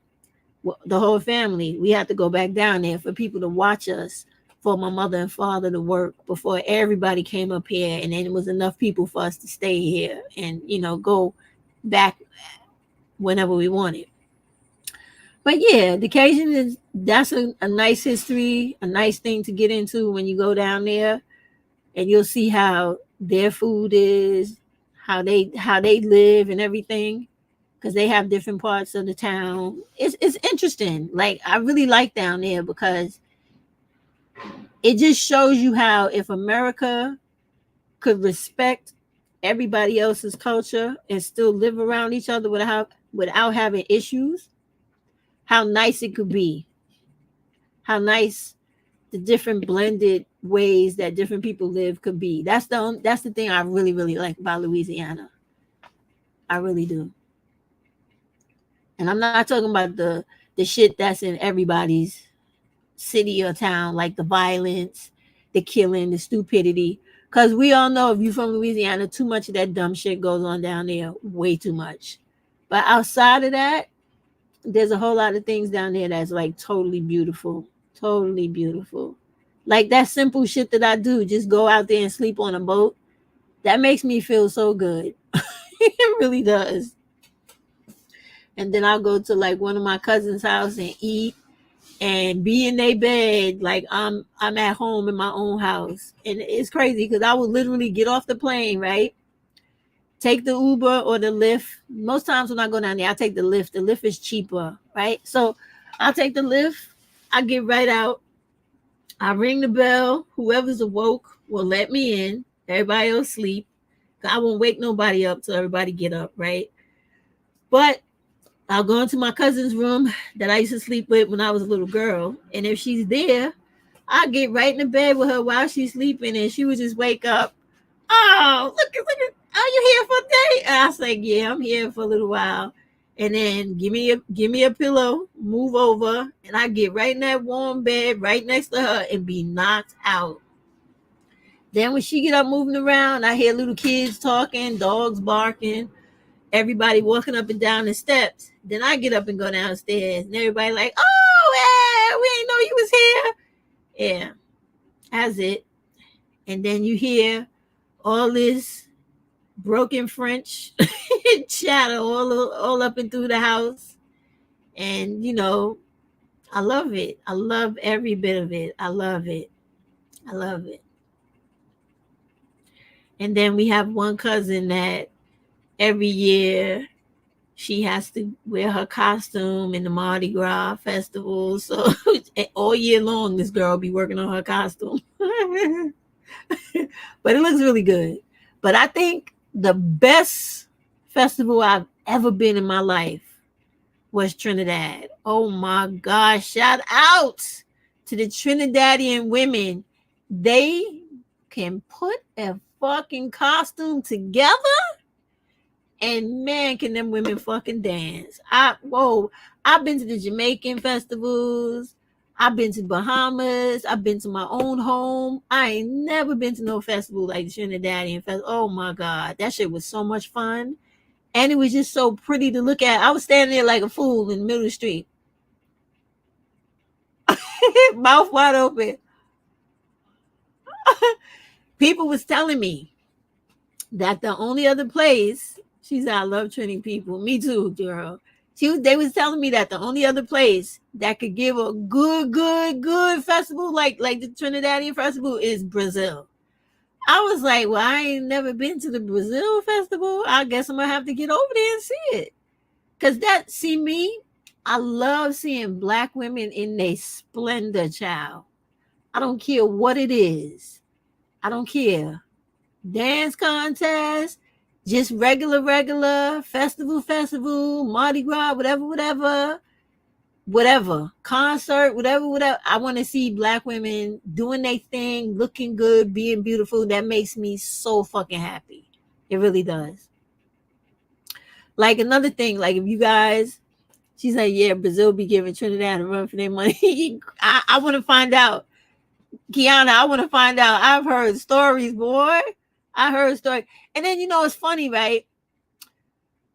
I know they got the color issue and everything over there, but I was going to work late the other day, so I took a cab to work. And it was a Brazilian driver. I didn't even know they had like a reggae type of music in Brazil. I did not. Why that surprises me, don't ask me, because I should know better. Anywhere Black people live, we all have the same ability to make the same type of music or something close to it, because we the same people. We just live in different places, right? So I got in the car, and the first thing I said was, oh, who's that you listening to, Bob Marley? The man was like, no, this is a Brazilian group. So he told me the name of the group, but of course I forgot, right? So then I had to tell him my favorite story that I tell everybody Brazilian that I run into, right? And I'm like, oh, I'm named after a Brazilian dancer that my grandmother was in love with, right? So he's like, what? I'm like, yeah, I don't know if you know her. I was like, she's a Black Brazilian dancer. She was really big in the 30s and the 40s. Of course, she probably passed by now, but her name was Stephanie Duna, right? So my grandmother used to be a dancer too. I think I told y'all that. She used to dance at the Savoy. If any of y'all know anything about Harlem history, the Savoy was the place to be, honey. So my grandmother and her friends and her sisters and them, they used to dance there.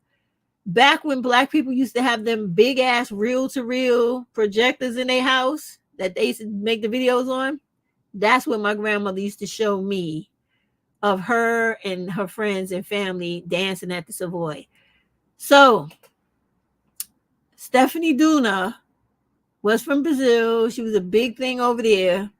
And she used to dance with the fruit hat, kind of like Carmen Miranda. And she came to New York. And this was back when in America, like American Ballet was real big, and so they were sponsoring like other dancers from all over the place to like kind of like open up the door for things like Alvin Ailey and etc. So I don't know exactly what Stephanie Duna was doing here with the ballet, but she was here with them, right? So my grandmother had really liked her because she had knew of her due to her African dance and all this type of stuff. So, and she was a dancer too. So she went to see this performance and she was so blown away with this lady. This lady, she's always talking about this lady, Jesus Christ. So anyway, she eventually ended up telling me that that's how she chose my name. Now, the reason she chose my name was because my mother was a teenage mom and I was a teen, I was the baby, the first baby she had as a teenager. So, my mother in those days in New York during those times, there was a place where only Black women could go to have children. It was called Roosevelt Island. Sorry, Roosevelt Island. And Dionne Warwick, you guys know the singer. I think she's related to Whitney Houston. She had a program for young Black women, single mothers, and that program she had paid for the delivery of children that were born to teenage moms who were poor. So my mother qualified for that program, and she had me at this hospital. It was called Sydenham Hospital. It no longer exists because that's how fucking old I am, right? So that hospital is gone, and that program allowed my grandmother to be like the custodian of me until my mother turned 18. So my grandmother had named me after that lady because my mom didn't have a legal right, because she wasn't 18, to give me a name herself. So everything that had to do with the paperwork for me being born, they took it from my mother and gave it to my grandmother. And so my grandmother named me after that lady, Stephanie Duna. And I have not ever stopped hearing about the story of this Brazilian dancer lady since I can remember. Like, even my grandmother's already transitioned, and I still have family members that be like, hey, yo, Stephanie Duna, and all this kind of stuff. And I'm like, if y'all don't stop, they're always messing with me, calling me Steph Duna. Like, they're crazy. When I was little, they'd be like, hey, yo, Duna. Like, what? Oh my God.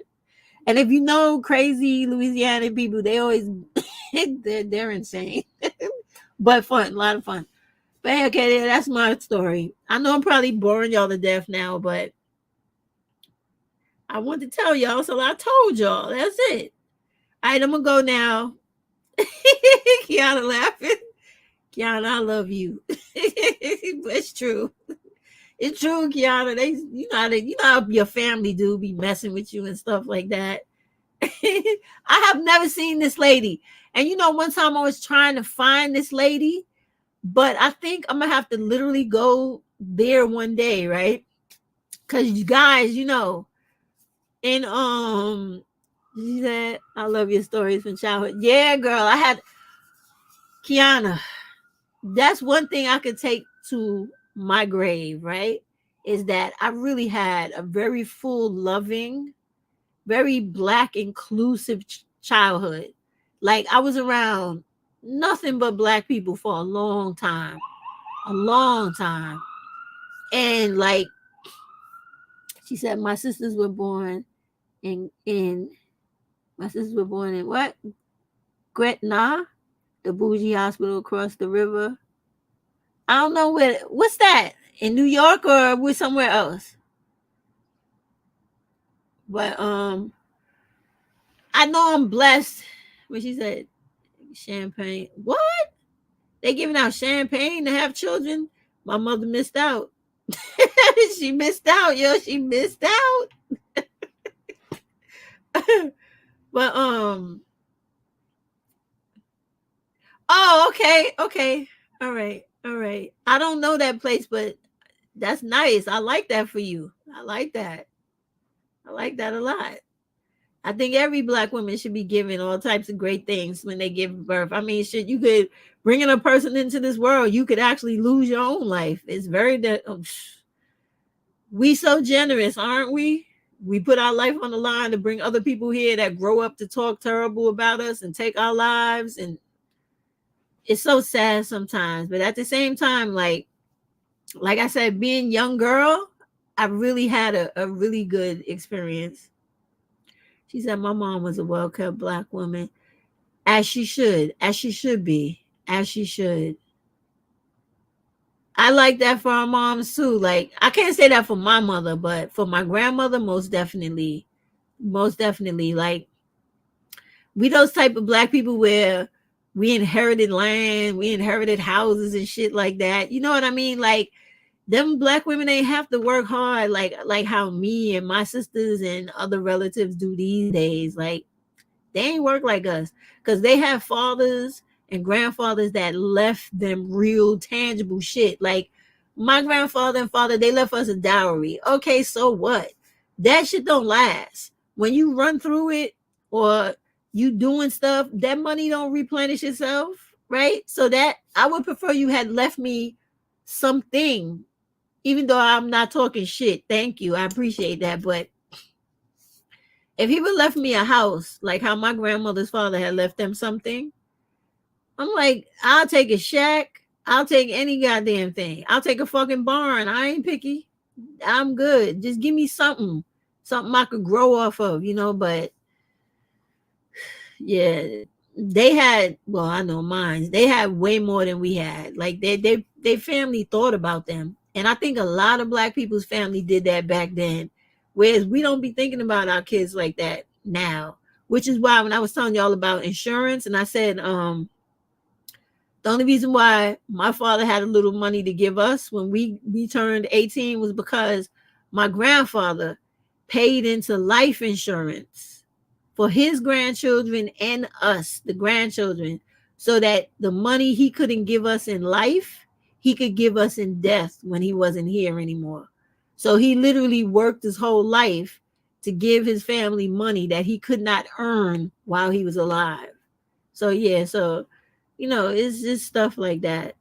And I think that Black people along the line, they lost that essence of like who we're supposed to be and how great we really are when we do the shit we're supposed to do. Like, I don't know, we lost that. I'm telling you, Kiana, it was very different when I was a little girl. Like, and I know it was probably somewhat similar for you if you're closer to me in age. Like, everybody that's 40 something, you're probably very familiar with the things I'm about to say. Like, when we were little, we had to be home by the time them street lights came on. That's number one. Number two, everybody on that block, from strangers you didn't know to neighbors that barely spoke to you, if they caught you doing something you wasn't supposed to, they was gonna beat your ass when they caught you, straighten you out, then take you home to your people, tell your people, and now they gonna beat your ass and straighten you out. That's the type of childhood I had.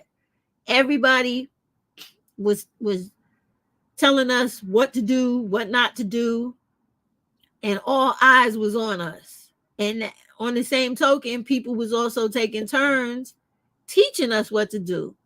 Like, we had people teaching us how to balance the checkbook, clean up the house, fix the car, prune the tree, milk the cow, feed the chickens, make sure the eggs is warm.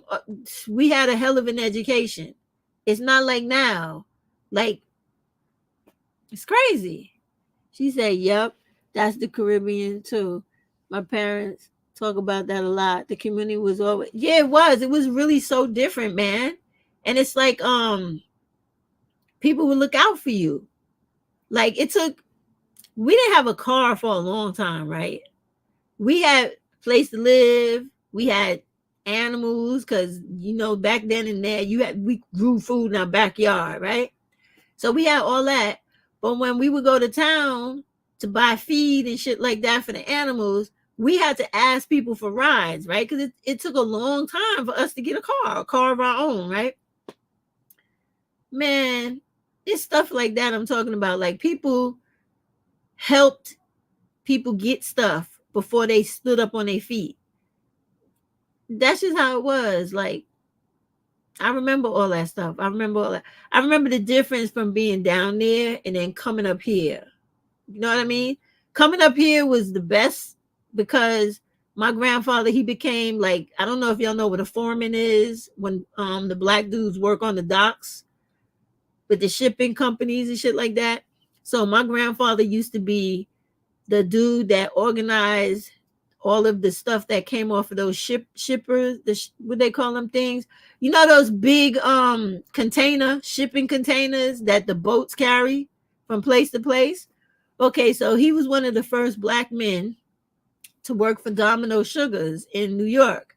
And so his job was to, when those trailers come in, get that sugar off there, him and his dudes, get it into the warehouse, get it ready for shipment, for distribution everywhere else that sold or bought Domino sugar, whether it be a grocery store, another plant, whatever the hell. So that's what his job was. And he worked there till he was like 70 something, I think. He was working there a long time. I think he was like 72, 71.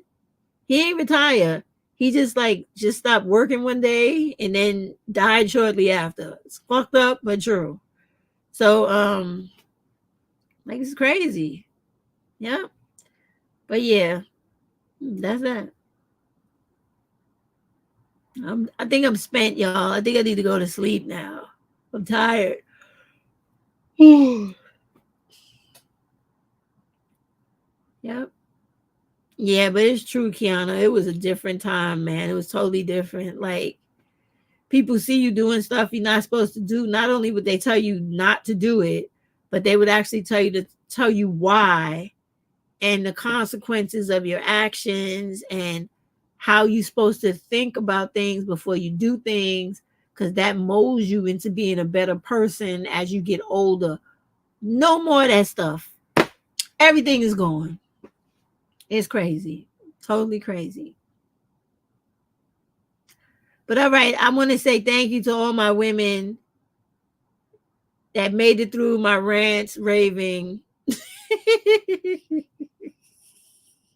emotional craziness, yelling, cussing, screaming. You know me. Right? I want to thank y'all for that, okay? I had a great time venting. And I really did appreciate that lady that gave me that compliment. And when she said that, you know, she liked how I love black women, because I really don't think that black women get that about me, because that is really true about me. That is the best call ever that someone has made about me. Like, it's very real. Very real. And I don't care what type of black woman it is, but as long as I look at her and I can see a reflection of me, I don't want nothing for her but the best. That's why I don't like anything I see that causes us to be fighting with each other, having division with one another. I don't like it. Because I know ultimately we ain't got to agree on every fucking thing. But if we understand that if something is good for me, it's going to be good for you because you like me, and vice versa. So if we can understand that and we actually work towards that, all black women will be in a better goddamn position in this world. And I really mean that, black women. Like, sometimes take the time to stop and think about your situation in relation to another black woman's situation. And the better we become, the more able we are to help her with her situation and to make it better for her. Like, sometimes I think about, like, when we're fighting here and all this stuff for women's rights and different things about black people, I know I do. I think about the black women in other countries. I think about the black women mostly in Muslim countries. And even if they don't think they need the help, I don't like that those women don't have all the opportunities the way the rest of us have. I don't like how just seems like sometimes they're not given a fair shake. And it's hard to fight against things that have been put into establishment or institutionalized way before you ever came into existence. So I always think about shit like that. I really do. Let me see if this is somebody I gotta get rid of. Hold on.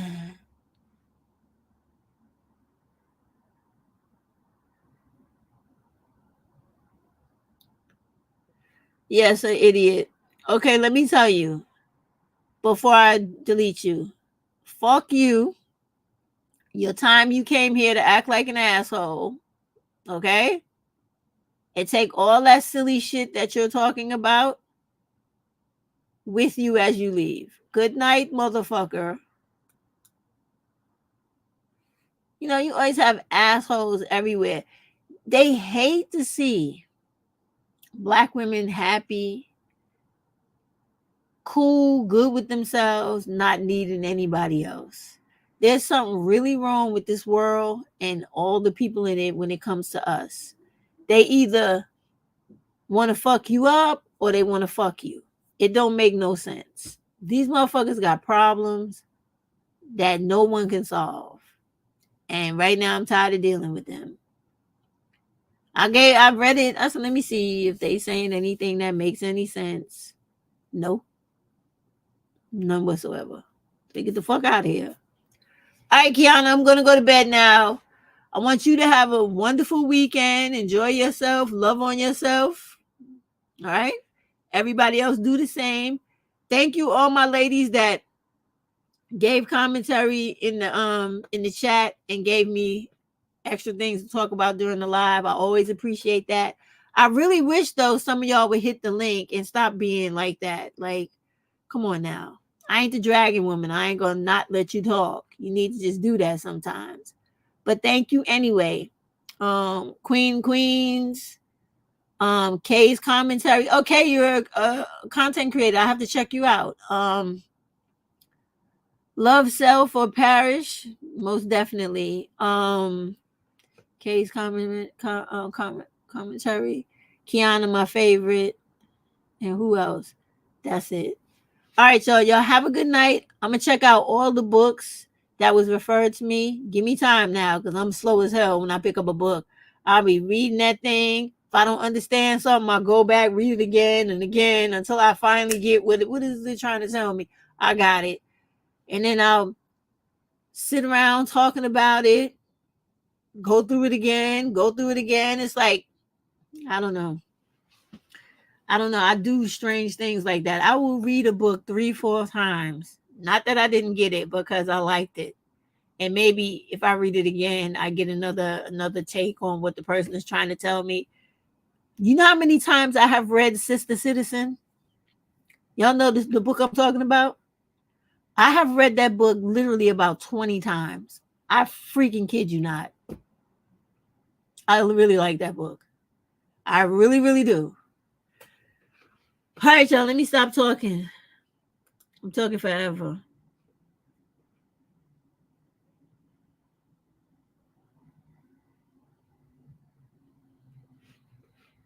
Yep. Talking forever. All right, y'all. Good night. Good night. And let's hope the 4B movement actually becomes a real movement where these women understand that if you want change for Black women, it's got to be for Black women, with Black women, by Black women only. Otherwise, it's going to be nothing but a circus act that's normally going on these days out here with these people. All right. Seriously, good night. Night. Bye, Kiana.